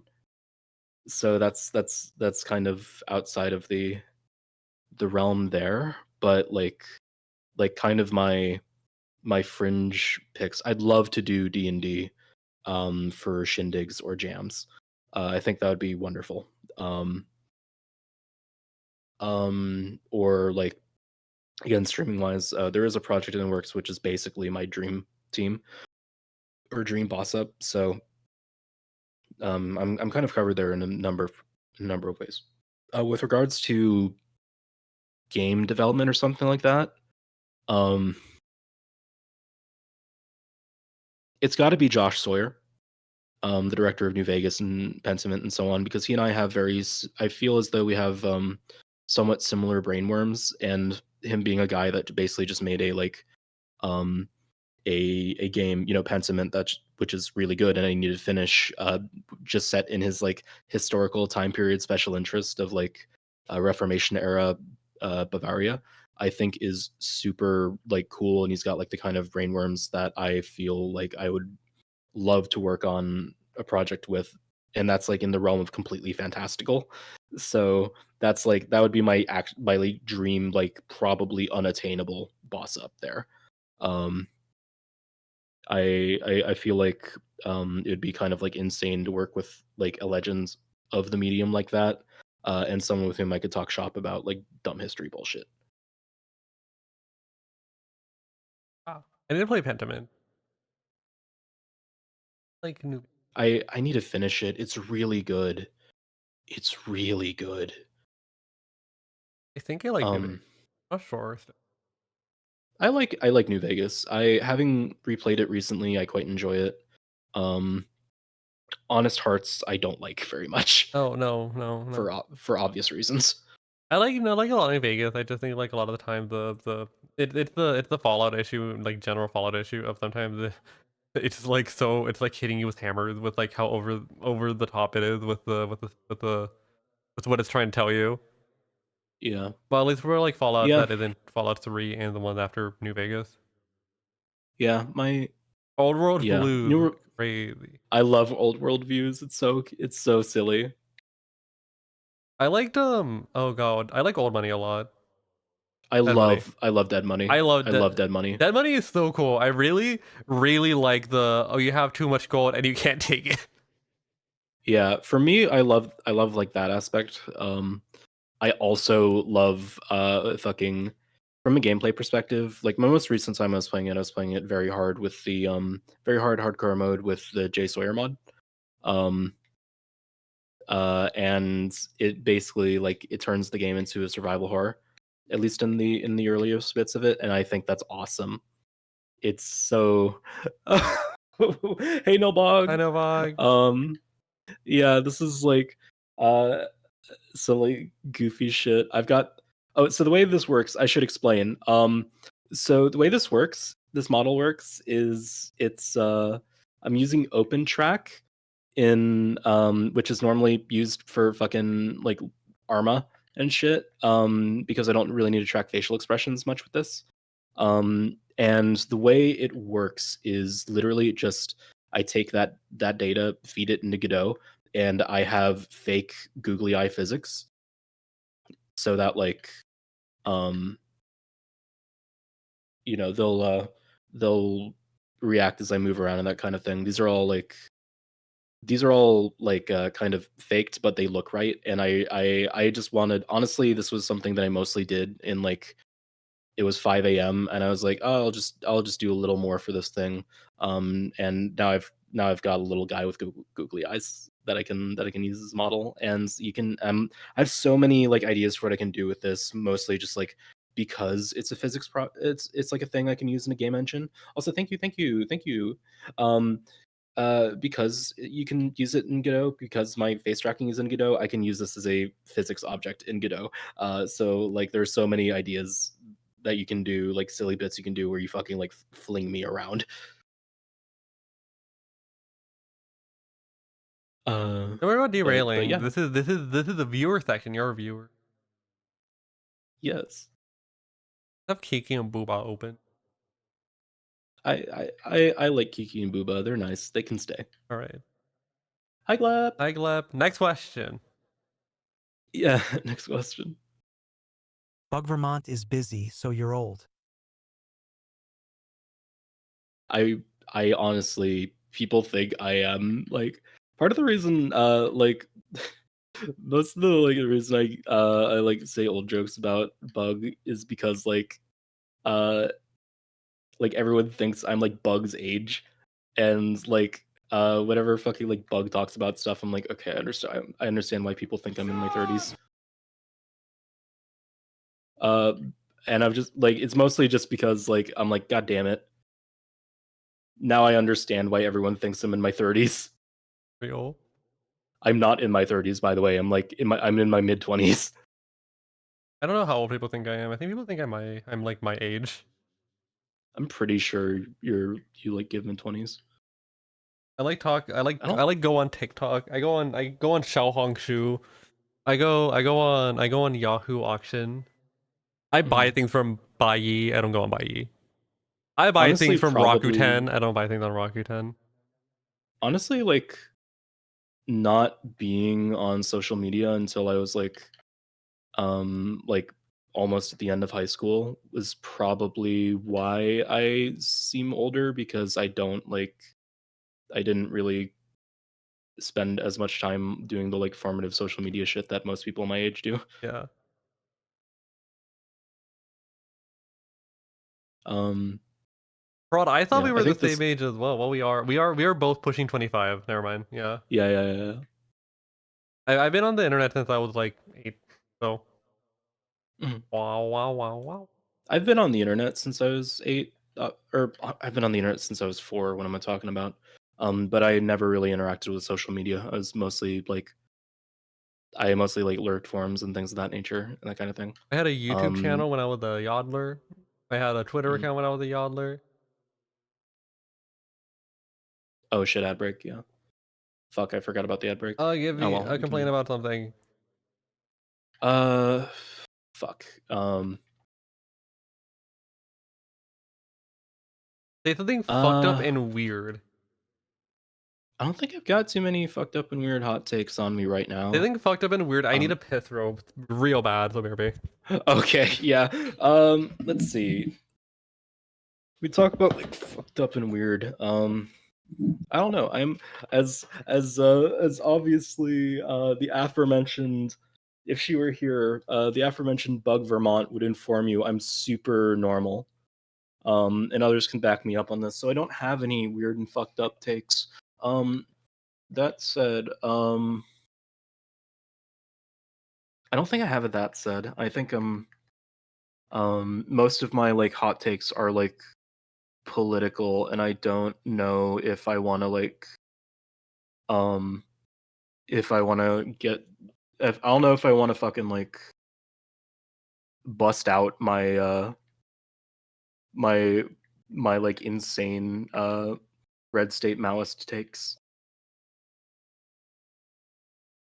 Like um most of my takes are just kind of like weird theory shit, like how something I've kind of noticed, particularly in America, but also the West in general, is that like I don't know if y'all are familiar with the idea of commodity fetishism, but the idea is that people are alienated from the process of production, such that goods no longer seem to be like the product of labor; they seem to just kind of show up. And that's like a thing I think about a lot. But I think like the place where it's most exemplified is how Americans kind of conceive of and market and treat meat and animal products, because if you're not in a butcher shop, like in the back, how do you get like a chicken breast? You don't see the chicken being slaughtered. It's given to you, sans blood, sans everything, um, in basically a in a plastic wrapped little tray. Uh, and you don't, and because people don't want to think. I'm not even vegan. I need to be, and I need to like get back on that. It's just been difficult because like when I've been vegan, it's been hard to like live in a house with other people who don't want to eat any of the food you make and whose food you can't eat any of. Anyway, but like back to it. So like like people are just kind of like disgusted by like the idea that this came from an animal that like eats and drinks and shits and so on. Um, like likewise, there's like a weird general disgust towards like offal like organ meat. And I think it's again based off the like Americans uh are kind of like again it's they don't conceive of animal of meat as a like a thing made through slaughter and labor and so on. It's just a product, and it's a lot harder to think of that when you're like looking at blood and guts type thing. um Similarly, you know people like getting grossed out by bugs and so on, or by the idea of eating bugs. I think a great deal of that is just because you're just eating a wholly intact animal, and that kind of thing, in addition to just obviously xenophobia and racism, and so on. But I think like that's like my main like insane hot take tangent is just I think that basically I just think that like meat, eggs, etc. in America are like probably our biggest example of commodity fetishism because of our like because it's something that like we're broadly dependent on everywhere, and it's something that we like do our absolute best to package in a way such that we don't think about it and how it's made and like the processes there. We can only like comfortably deal with it as a product on a shelf. I'm back from my fucking my Marxist pro vegan tangent here. I got turones de casoy, and my friend brought me turones de casoy, and they're good. They're good. Hmm? I came back and you're going on some Maoist rant again. No, this is just regular Marxist rant. Oh, okay. Can you say something Maoist real quick? Um, yeah. So like,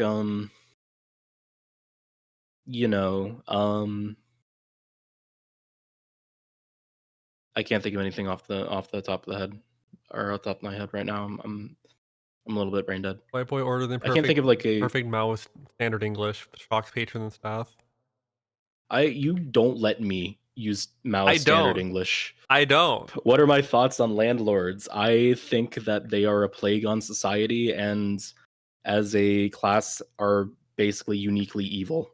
Um it's a terrible thing, and I think that like the practice of charging extortionate amounts of money for something that you need, like shelter, not even just to like live obviously, but to like participate meaningfully in the economy without jumping through a ton of hoops, um is something terrible. Like I don't think it's cool that there's a class of people who exist purely to hold people at gunpoint essentially, um if they don't pay their ransom every month.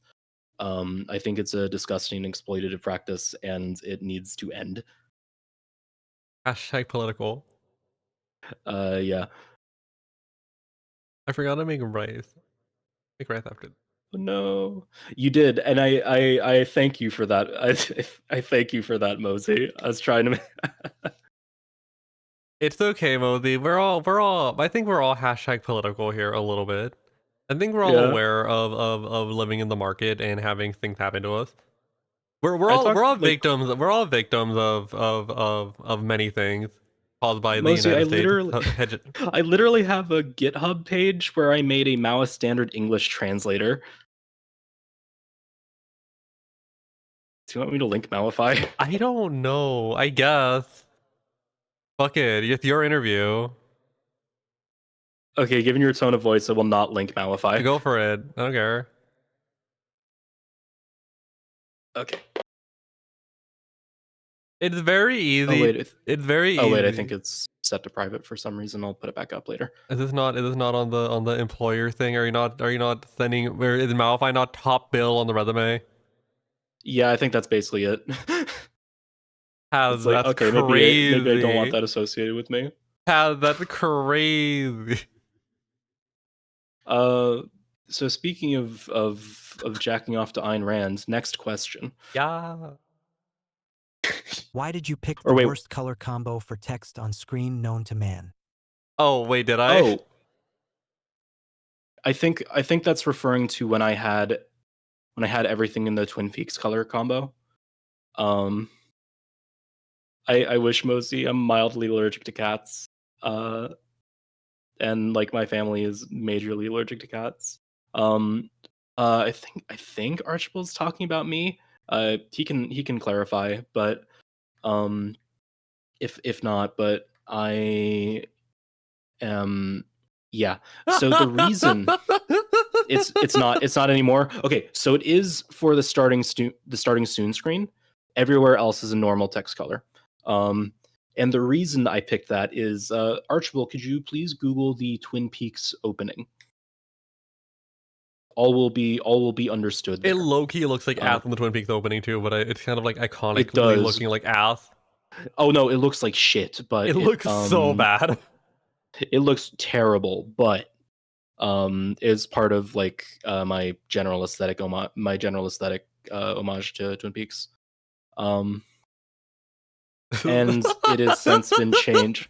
It has since been changed on everything but the starting soon screen. My text used to be that, but I recently kind of overhauled everything except the starting soon screen to be in like pretty easy to read like font and color. It's all in Open Dyslexic 3, which I'll probably post in chat just because like I know for you in particular it's not been helpful, but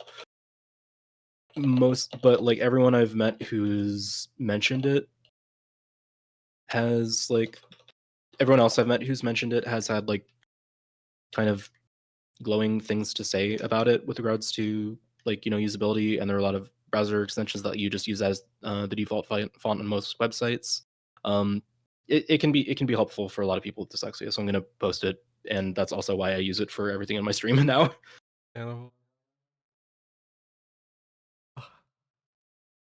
For me, I've said before, this font doesn't really help me that much because the tallness of it like fucks with me. Mm. I think the fonts Yeah, that help like me the most are usually just like sans serif because serif like fucks with me. yeah. Dude, did I you think, know you like can use your bookmark as like a guide for like the text word? no. Like you No, I like you put it on the line you're reading and you put it to the side and you read down. that would have been really helpful for me in college, honestly. I had a lot of trouble with like going like over words over and over, or like over passages over and over again because I'd lose where I was. I I'm discover this tech. I like discover this tech like very recently because I saw someone in like a show I thought was really bad doing it. I was like, Mhm. "Wait, that's what they're doing. Wait, I can read books now betterly." But I can't put it on my Yeah, computer. yeah, Although Twitch chat is easy because everything's like color coded or coordinated.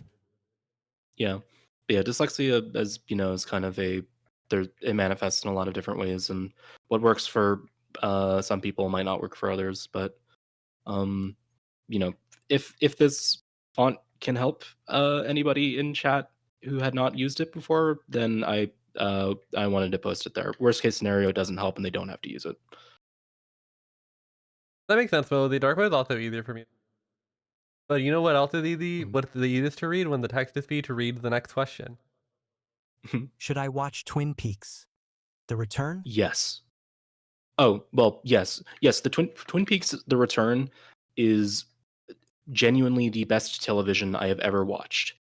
Um it is fantastic. It's still Twin Peaks, but with basically total creative freedom. David Lynch could do whatever the fuck he wanted.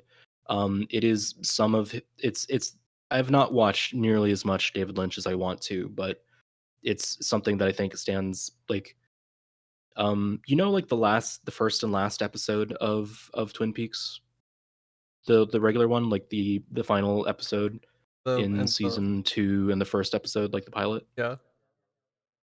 Uh the like that's like half of the episodes in The Return are that good, if not all of them. Well, okay, at least half of them are that good. It's genuinely some of the best television I've ever seen, and I feel like um it's something uh it does something which very few like 25-year later like sequel series have done, and that's Be good. be something it's be good it's something that genuinely doesn't feel like it's tacked on. It's something which is genuinely like interesting and like respectful of the original. It feels like a real extension and not just like pandering. It's a wonderful show, and I think everybody who has watched Twin Peaks needs to watch The Return and Firewalk with Me, obviously. I need to watch The Return still. I am begging you. I'm on my hands and knees. I need to get to It it. is I need to get to it. Right so now I'm good. like going through Severance at the behest of Archibald. And I need Fuck, I need to watch Severance too. it's so good. It's so good. It's Paz, shot in such a manner. oh, Paz has an opinion on this. Hey, Paz, can you tell Forrest to watch The Return? Oh, okay. Uh, yeah, The Missing Oh, Pieces is also pretty good, and actually some of it is kind of essential for The Return, but not as but like definitely Firewalk with Me.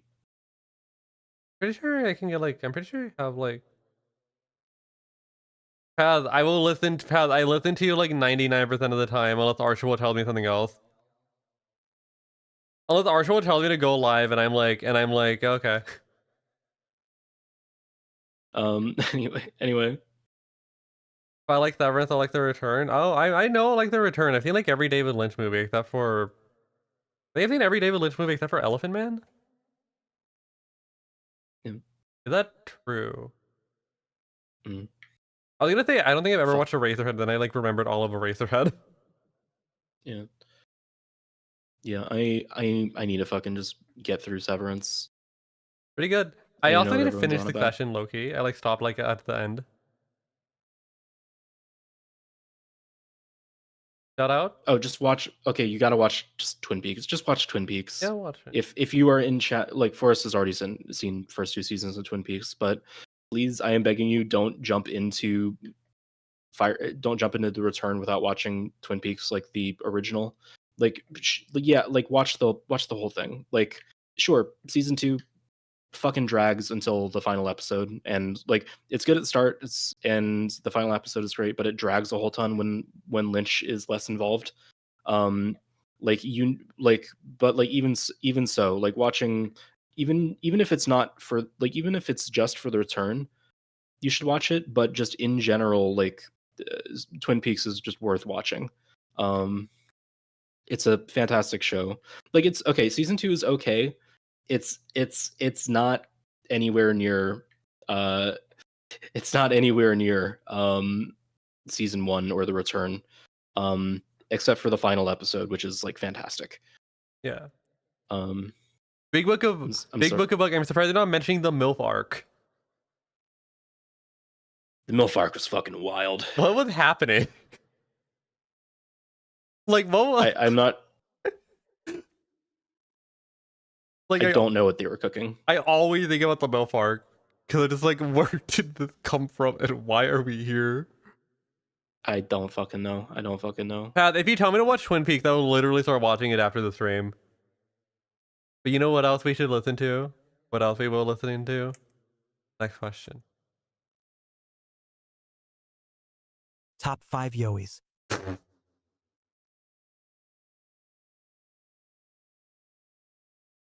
What are they? uh I'd say the first session of Twitch Plays D&D, Disco Elysium, Heat 1995, Mobile Suit Gundam Char's Counterattack, and one of the fanfics my friend Emily sent me where like Char and Garma have a toxic relationship and do a double suicide.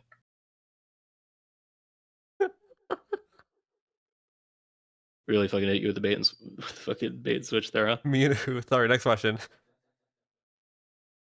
Pitch your streams to people who aren't into D&D. Yeah. Honestly,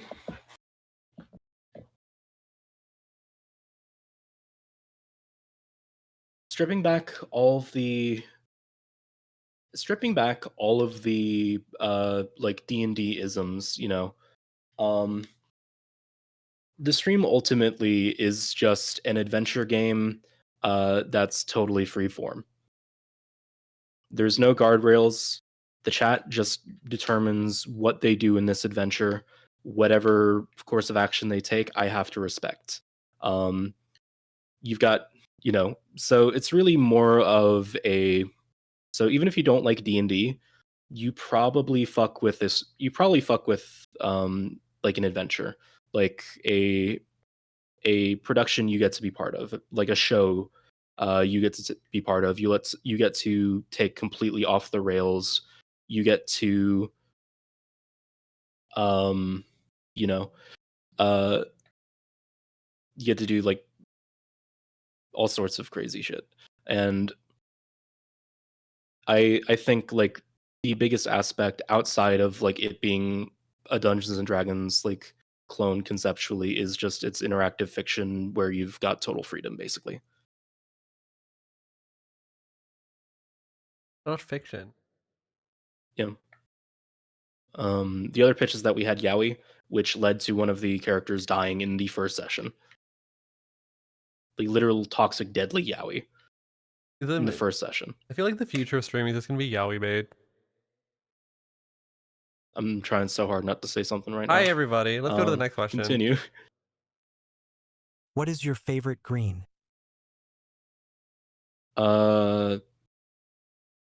Chapel Green. Duh. Real. Shout out Shindig. Yeah, shout out Shindigs and Jams. I'll shout out. I think Shindig is still on cooldown.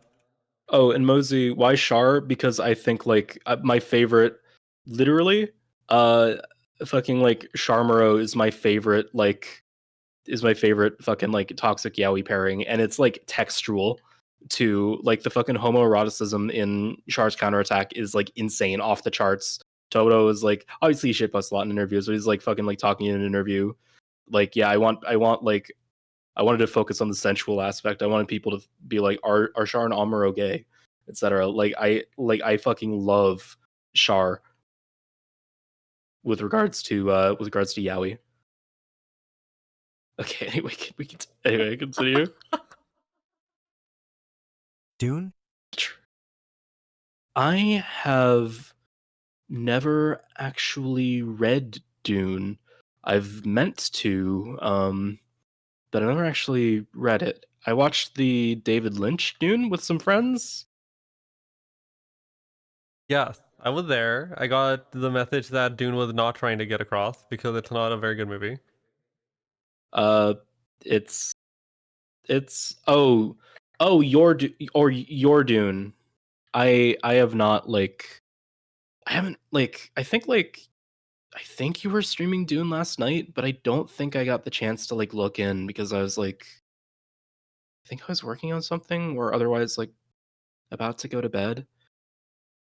Something of that nature. I'm like I need to like go back and look at the Dune VOD.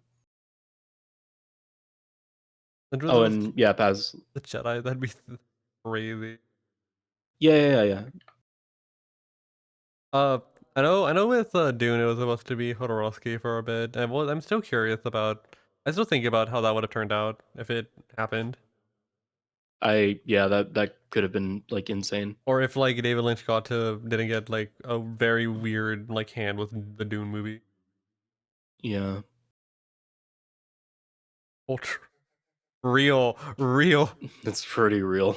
It's pretty real. pal, real as fuck. You know what else is real? Next Yeah. question. Yeah. Have you read any Lovecraftian books? Oh god. Honestly, not since I was a child. Like actual child, like 10 years old type deal. I have not read very much Lovecraft, and I feel like going in now, I wouldn't really be able to not see it as basically an allegory for race and xenophobia in a way that I feel like would hamper my enjoyment of the work. But um, but I read a bit of it when I was younger. Oh, You wanna know what sandwich was brought Um, earlier? what? It was like I think it was like a brisket banh mi. Ooh, It nice. tasted it was very wet. Hell yeah. It wasn't like crunchy bread. It was like sopping wet. Oh, okay. Retract my statement. I agree. I agree with Pat's statement. I don't think I've read Yeah, like that's real. I haven't read like Lovecraft. I never actually read an entire Lovecraft book because the first time I got one, I think it was Shadow Innsmouth, Shadow. Ismith, the one about how And I was like, oh, I'll read this one because someone said it was good, and then I read it. I'm like, this feels kind of racist. yes, that was the one I was thinking of. Like reading it, I was like, wait, hold on, Yeah. Oh, wait, is this Lovecraft wrote about this about race mixing. like, hold on, this is awfully familiar in a way I don't want it to be familiar. yeah, like hmm. Although the things Lovecraft inspired are like so much cooler. Like I like me some Junji Ito. Yeah. Yeah. That's the main thing. I more fuck with things that have been inspired than this stuff, but my general lack of having read Lovecraftian shit just comes from my general blind spot of fiction. Bug comma big book of. It's not bad to have read the thing. People read many things. And there's things to get out of it, even if it's very much of a nightmare. Yeah. I read a bit of Kafka. I Like like Kafka. I don't know if Kafka's an issue. Shout out Kafka by the Shore by Murakami. I have not read it and I'm scared to read it. so true. I'm so scared to read that one. Yeah. Like it's Yeah, crazy. I don't think I don't like see someone who's read a lot of Lovecraft and I think, oh, they're Adolf Hitler or anything. For me, I just feel like if I were to approach it again today, I'd be unable to overlook the baggage. Yeah. Kafka is great. I've loved everything Kafka has read. Kafka has made, not read. I don't know what he's read. Maybe he read things that suck. Mhm. But you know what doesn't suck? Next question. I'm not sure if this has been asked, but what inclined you to be a watermelon VTuber? Um, my Twitch or my Twitter avatar is of Asuka from Neon Genesis Evangelion holding some watermelon and smiling in a smug fashion. So this is really basically just a riff off of that, because I kind of felt uncomfortable using Asuka as a talk sprite. It felt a bit too much like bearing my soul, and I wasn't sure I was ready to be that personal with Twitch. Well, maybe one day you'll get held by a woman like that. That came out so much worse than I intended. Yeah, I. Jesus Christ. That is not what I meant to say. I. That is not what I meant to say. Yeah, Kinski, like, oh, maybe one day you'll be cradled by a 14-year-old. Like, I hope not. No. Listen, Forrest, don't. I don't want what you're fucking like. I'm not buying what you're selling. I'm saying that maybe one day you'll find your woman. That's still not great. You're still calling me bitchless. It's just you're not also being like, You're you know. hold on. Can I recover? I don't think you can Can recover. I recover? No, maiden. I'm sorry. I did not mean to diss you. I meant to say maybe you'll find your soul in a woman. Of legal age, I hope, is crazy.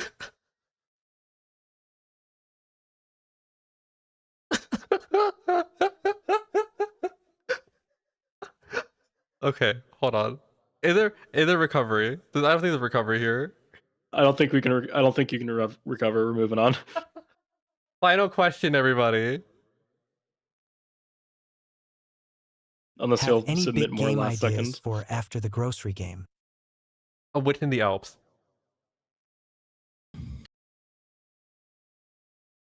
A Witch in the Alps, I guess, is one, but I feel like okay, literally, I don't think it's gonna be the next project I make. I don't even know if like Forest wants to make this, and realistically, um, I would be fine with this even just being a far future solo project.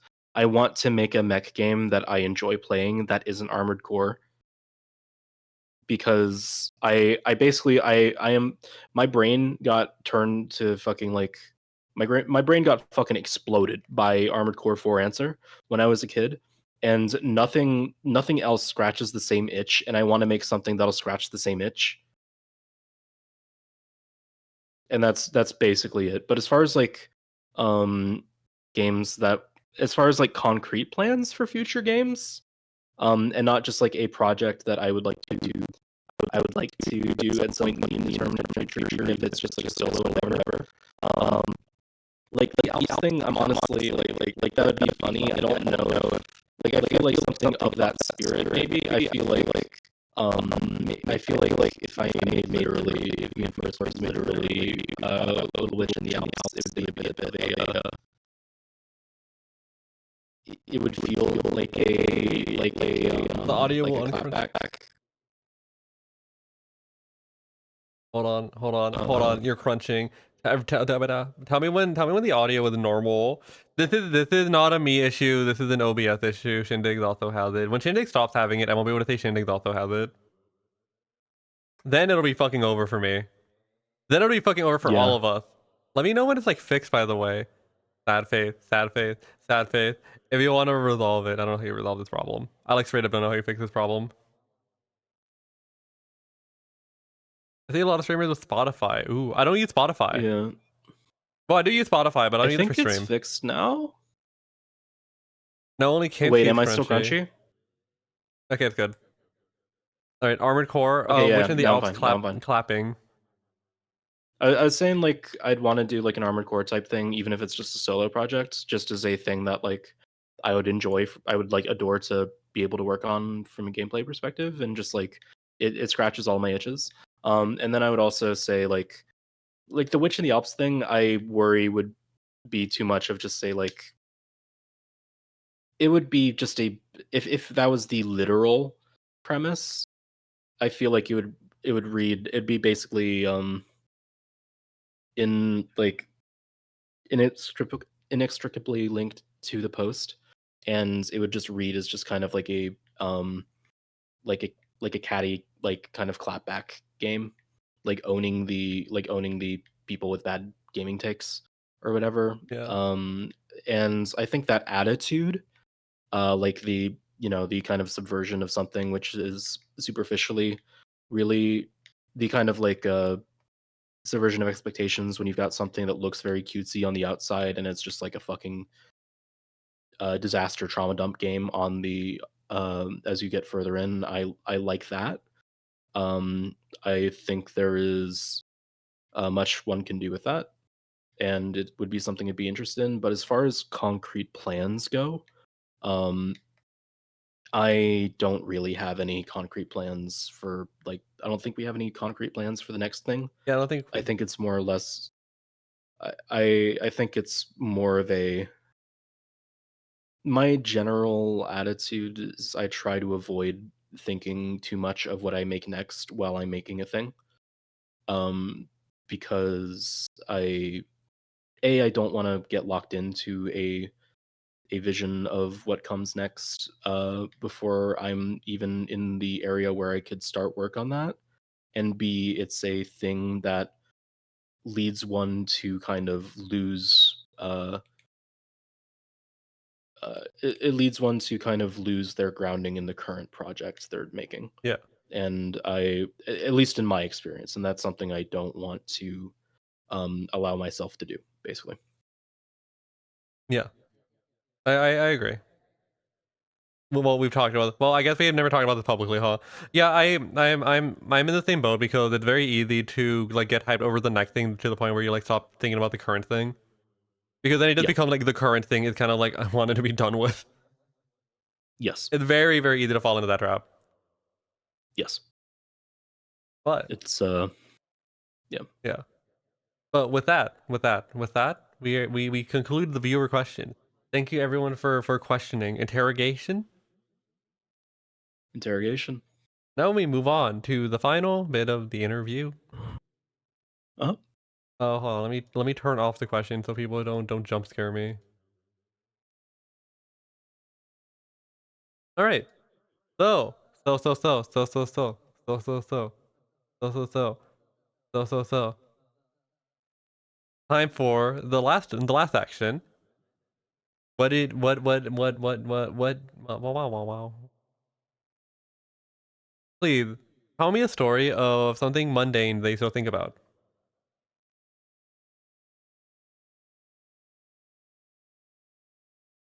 Can you give me a second to kind of like rack my brain a bit? Yes.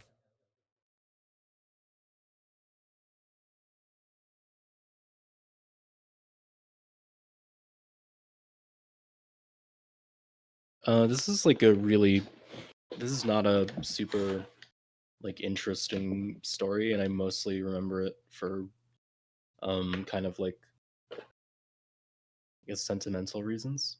Well, it doesn't matter Um how interesting it is. If it means something to you, then it means something.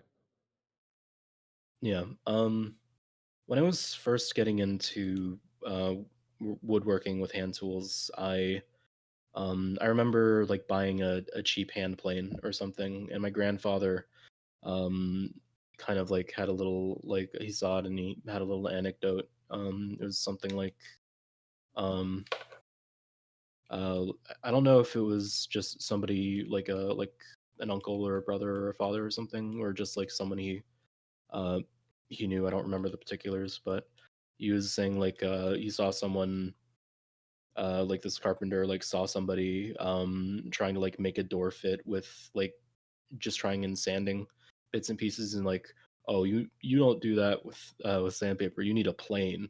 And he like laughed his ass off at the anecdote. And um I mostly just remember that because it's like as a like you know, like talking to my grandfather about something, and him being like really supportive because he passed away not too long after.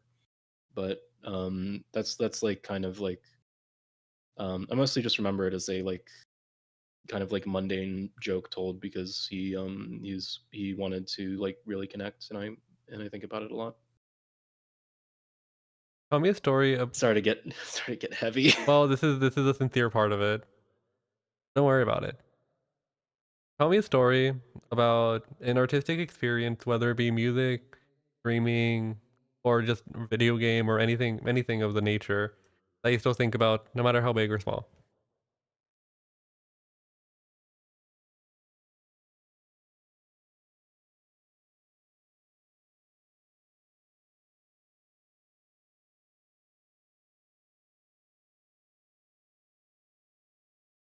There's a ton.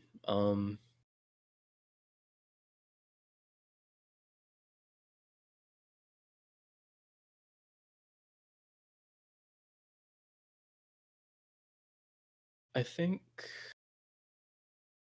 if I'm allowed to be really recent, um it'd probably be just the entirety of the first Twitch Plays D&D stream, honestly, as, you know, like I'm assuming you mean personal artistic experiences, It right? doesn't have to be. It can be.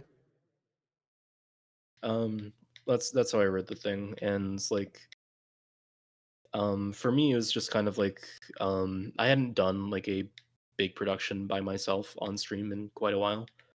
Um and just kind of like that stream, like, you know, kind of like a couple of technical issues popping up, but just kind of like people kind of figuring out um that like, oh shit, this like thing I've not tried can be like really cool, and getting like invested in the fiction and coming up with like silly solutions to problems. I just felt it felt um like a different kind of satisfaction, like some like I was making something that was like what I made was working.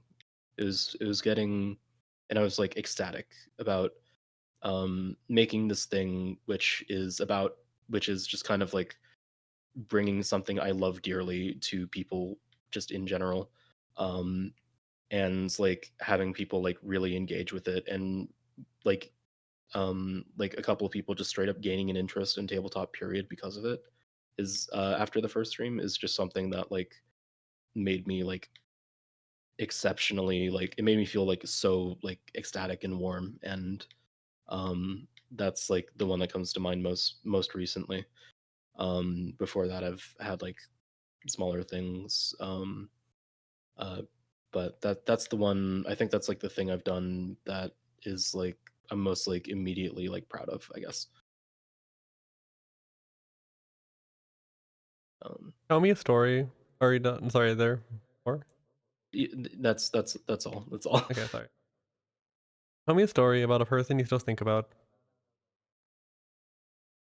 um, shit. Still think about.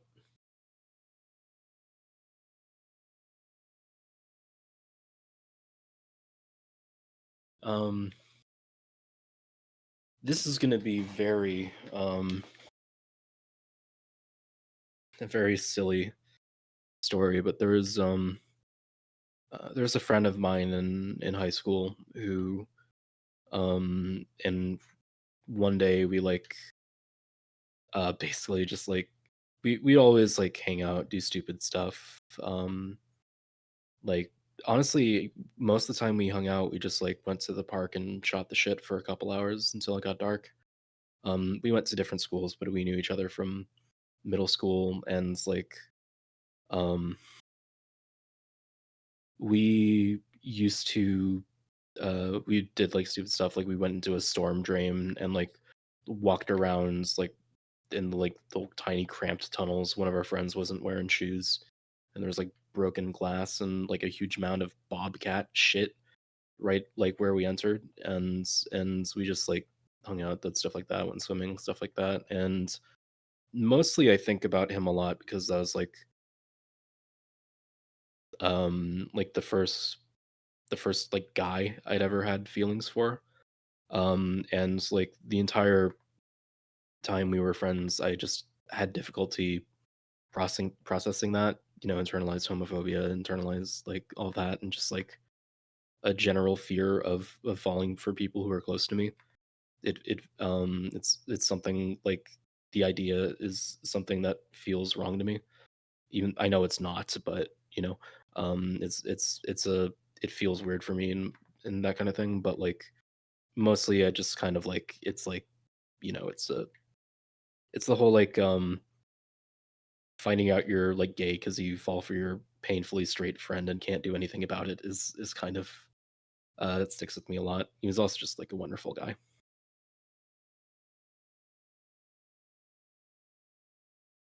It was nice talking. Is there anyone you'd like to shout out? We're at the fine. We're at the end of the interview. We're at the end of the interview. This is the actual end. Who do I want to shout out that I have not shouted out already? Um, I mean, Vodka, if you're still in chat, you, I was it the night before last, or was it? I think it was the night before last. We listened to your album, and it was deeply affecting to me, and I spent the entire time crying and trying to like keep myself like quiet so that I didn't wake anybody up. Um, uh, Probably shouted out Clonk. Um, Shouted out. I believe we shouted out Mosey and Nilbog. What if we shout out Nobog? Big Book of. Okay, well, there we go. Shout out. Uh, Shout out Big Book of Bug. Naturally, she's wonderful.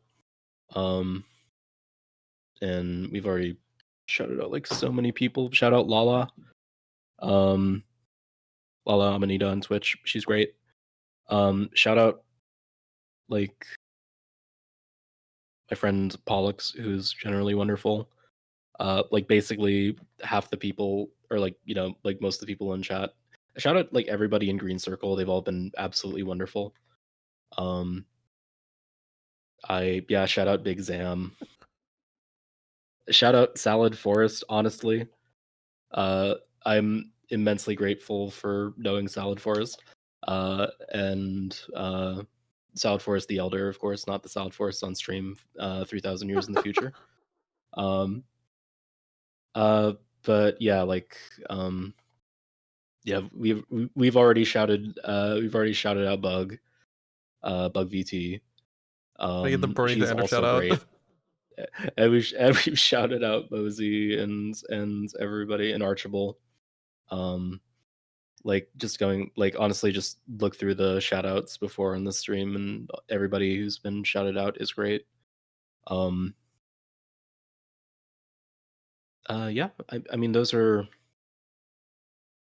that's the also Bug, how long have you been here? Have you seen me like uh talking nerd shit, or has it just been in the like incredibly sincere like little gay boy thing? Okay, you miss me being like a overly sincere gay. No, we still have some more questions. Oh, we So you do? can keep Okay, going might with be. I it. thought that was the closer. No, this is I a thought that was the closer, but closer. we have 2 more questions. Well, technically 3, but Okay, 2 real ones. What okay. What are are the two more questions? are there any parting words you'd like to leave everyone on? Oh, turn on the questions for one Oh, more. okay, hold on. Wow, wow, wow, wow, wow, wow, wow, wow, wow. Also, welcome in, Bug. Okay, question. Sorry, They're back on. They're back on. You have like you have 3 minutes. I'm gonna say. you already asked me that one. Okay. Uh. Well, hold on. We Okay, had to thank do the you. questions first. I'm gonna leave it on until we're done with the We do. questions. Yeah, maybe there might be other questions. Uh, You're old. this is true. Um, I'm not actually old. I just didn't like get on social media until I was older, and I have health problems that are not normally a problem when you're 25 or 26 now. You're Um, old. I am a little bit old though. I'm like kind of like ancient, decrepit, hag coded. Shout out to all the hags out there. So true. I love old people. Ancient melon. I know I'm not old, Mosey. Don't worry. I would not say I'm ancient.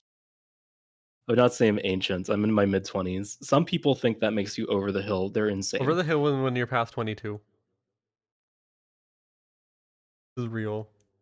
Y'all are crazy in the future. How do you encapsulate such posting energy? I'm uh I'm usually sleep deprived and I have a lot of brain problems. Um that's basically it. I am a like I'm like usually sleep deprived and I am a like mentally ill individual. Real. I don't have like a funny thing for that. It's like 1 a.m. Uh, thinking. Oh, also, this is also you need to explain your model. Wait, wait, wait. Hold on. Ain't th- 2,222 years old. Okay, hold on. We need to get to the question that actually asked this. Let's have anything to say about this question. um I wish. I think if I keep smoking, I will achieve that longevity. Keep smoking, you don't die. Exactly. You It should probably actually make clear again this isn't a forest drawn model. Oh, yes. No, this is a model I made in like a day or two in Blender, and then I did all of the physics and rigging and stuff in like 2 days in Godot. When you look around, And you're currently PNG'd out. yeah, I've been keeping my head pretty stable, honestly. Oh, my tracking disabled. That's why. I was wondering what was happening there. Or oh wait, no. I accidentally closed the window. Yeah, that's what was going on. Real. My shit had just stopped, but I yeah. I did not make this one, by the way. I made the last one. Yeah. I made the other one. The one I made is Yeah, like, hold on, where is it? it's I made, the I made, pixel I made art the one. wide one. Yeah, this one is I made this in like a day or two and then I did all the rigging. Um and that kind of thing. Well, it's not actually rigging because this isn't like a real VTuber model. This is a model which has physics applied to it, and I rolled the like head tracking aspect, but there's no bones or anything, so it's not a proper like a full rig or anything. But it's a model and has googly eye physics, and that's all I wanted. Why are the questions one behind LMAO? They're not behind. They're just queued up for later. And I think that's it. I think that's it, unless anyone asks more in the next like couple That's seconds. like But 1 second. That's off. Oh no. oh, that's off. Okay. Um, Shut up, Blender. if you ask like, yeah, if you ask like a really good one, I'll answer it. But like at chat. But yeah, let's continue with the Oh no, normal. this is the last question. Uh, The second to last question. oh, this is the okay. Like we are at the end of the interview. Yeah. What's the question? Either are there any parting words you'd like to leave everyone on? Um, I guess I would just say, do we? This one's tough because like, yeah, shout out skate people. I don't know. I feel like the main thing is that if you're watching and you want to do weird things on your stream, if you want to explore interactivity more, if you want to do like crazy shit, if you want to do stuff like what Forest is doing, what Jams is doing, what Shindigs is doing, what I'm doing, what half the people in chat right now are doing, anything of that nature, you don't need to think uh, it's outside of your ability. There are like countless tools out there. There's Sammy, there's StreamerBot, there's Godot if you want to roll your own thing, a bunch of JavaScript libraries and that sort of thing. But like Sammy in particular is fantastic because you don't need to learn a conventional programming language, and it still teaches you those principles for if you want to, expand elsewhere with that. Um, there's so many ways you can do cool shit, and if you want to do cool shit, um, but you don't think you have it in you, you most certainly do. Um, you like can do crazy shit, and we need more people like really exploring what can be done with streaming. Agreed. We can. There's always the option. You can learn everything. You can always learn stuff. That's the beauty of the world. The beauty of the Yeah, you internet. You don't can like learn literally anything. that too. We live in a time where learning of all sorts, whether you learn best from video or from reading or from like guided projects and so on. There's so much out there that is freely available. That uh, if you're like upset because you can't do a thing, there are like infinite resources to learn how to do that thing. It will take time. Everything takes time, but um, nothing is really beyond your reach if you've the physical ability to do it. Like I can't play Quake or anything, but like I can do a lot of things because like yeah, basically don't feel like as well like even though there are so many tools that'll let you do the shit that Jams or Forest or me um or Shindigs or or fucking like everybody here, Bug, Mosey, etc. do Nilbog, like just because like the tools are out there and so on, like it's like okay, but like I'm not going to get there. Everybody started from zero. I don't know shit until like 4 months ago. Yeah, it's everybody starts from zero. Everyone everyone who is doing things that are like insane uh started from like not knowing how to do anything. You are and there are even if you don't have even if you're not like uh super like knowledgeable yourself at the moment, there like in streaming specifically, there's a massive community of wonderful people, i.e., half the people here, well, the vast majority of the people here, um, who are doing like crazy shit and are like incredibly supportive and willing to help and give pointers and so on.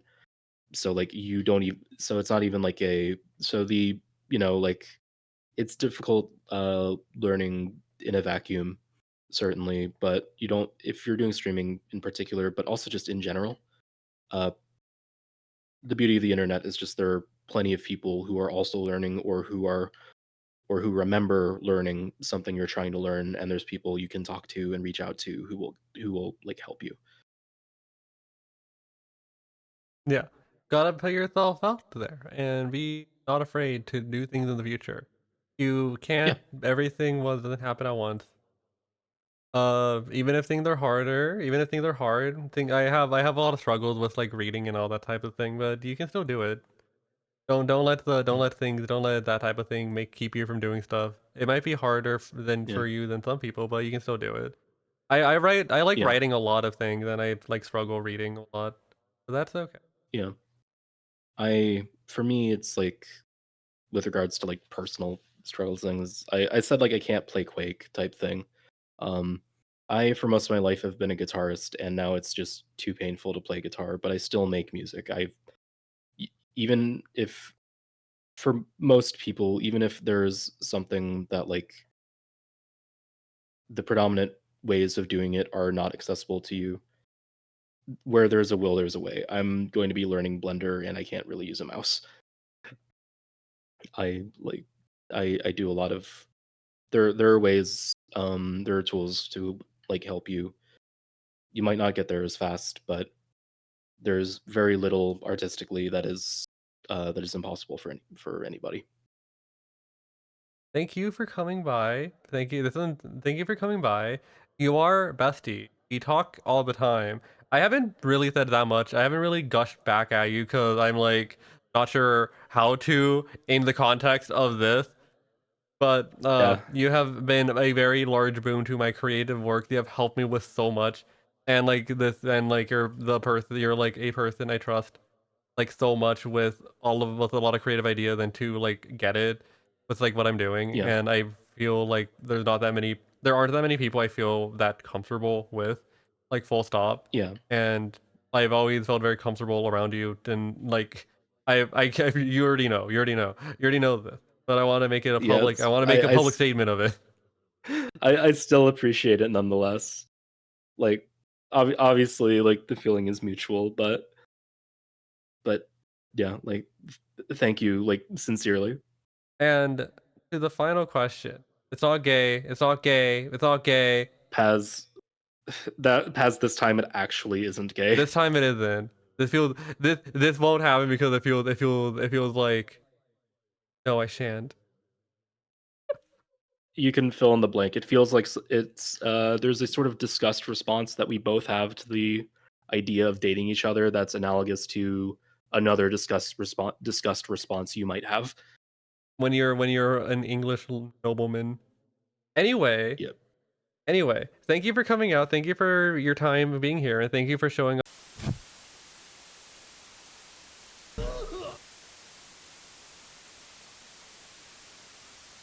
Hi Venerak, we're like ending right now.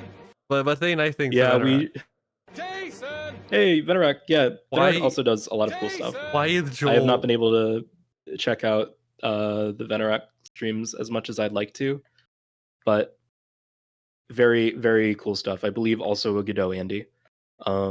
speaking that? I have no idea. Wait, I don't follow Venerak. I should. Um, But I was. sometimes you just like unfollow people by accident. Yeah. Like I like Twitch like unfollowed me from Exodrifter, and I know for a fact I was following her. Yeah. I was like 90% sure I was following Venerak already. I guess I was wrong. But thank you. Thank you for the raid. Where are we all up to? Hmm. We're literally at the last question of the interview. Do you want to snooze the ad? Oh yeah, through the ad. I can't scroll up. Wow.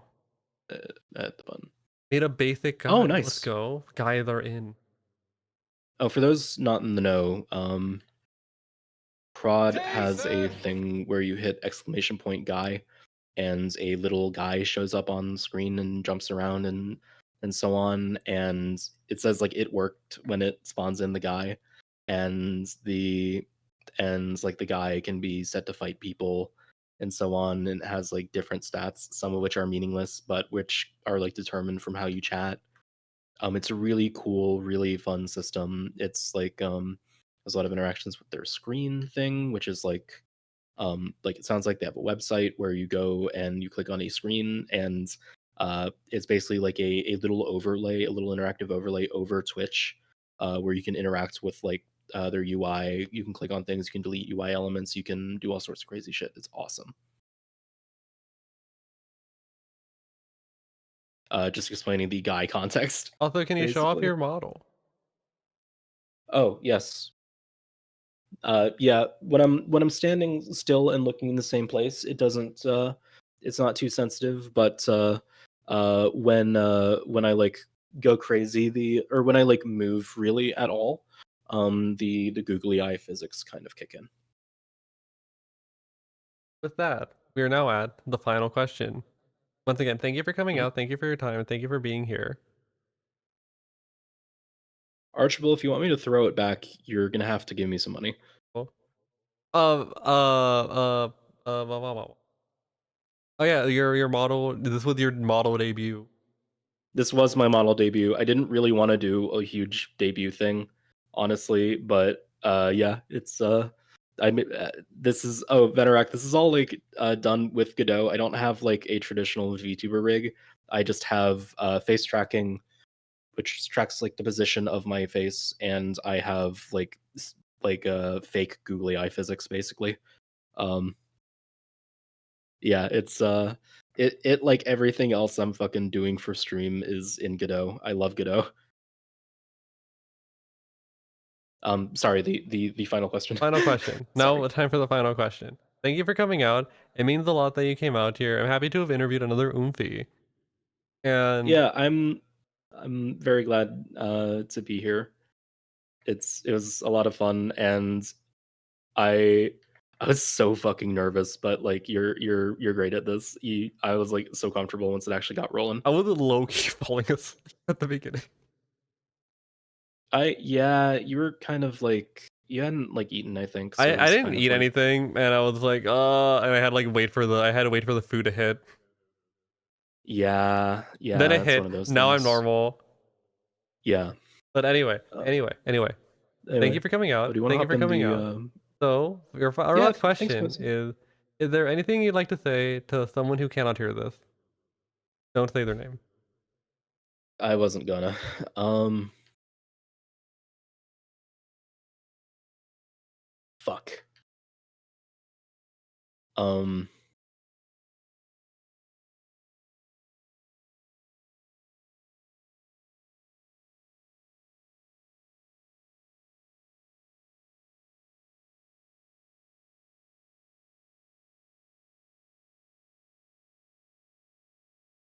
God damn it, all the ones that come to mind are super heavy, and Share what you feel I comfortable sharing. okay. Um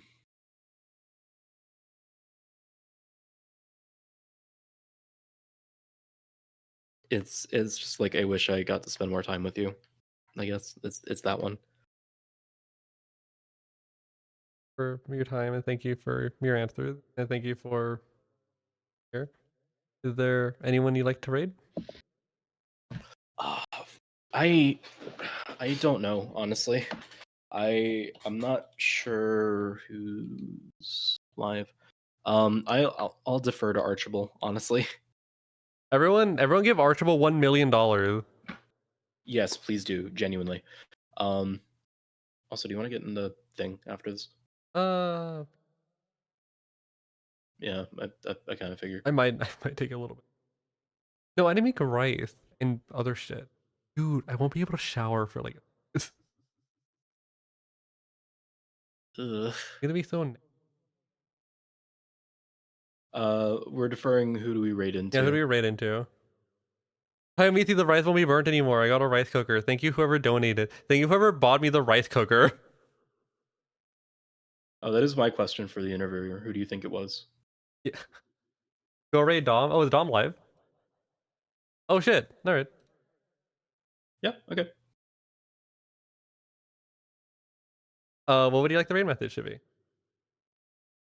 Uh, let's just go with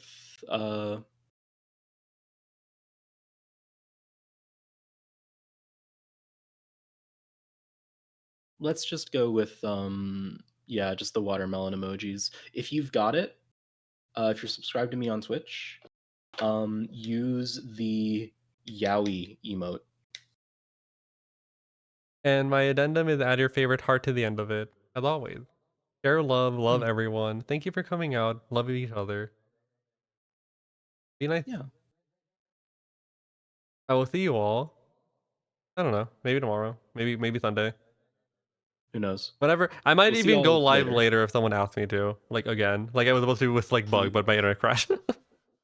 Please don't. Please don't. I might. I can't be up till 5 a.m. again. Okay, maybe.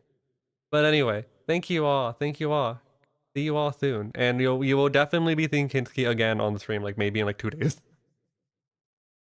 Yeah. Because everyone loves knocking on me. Everyone loves me Yeah. to knock on. Thanks. Yeah. Thank y'all for coming out. I'm very grateful for everyone who came in. I recognize many of you, and you are all awesome.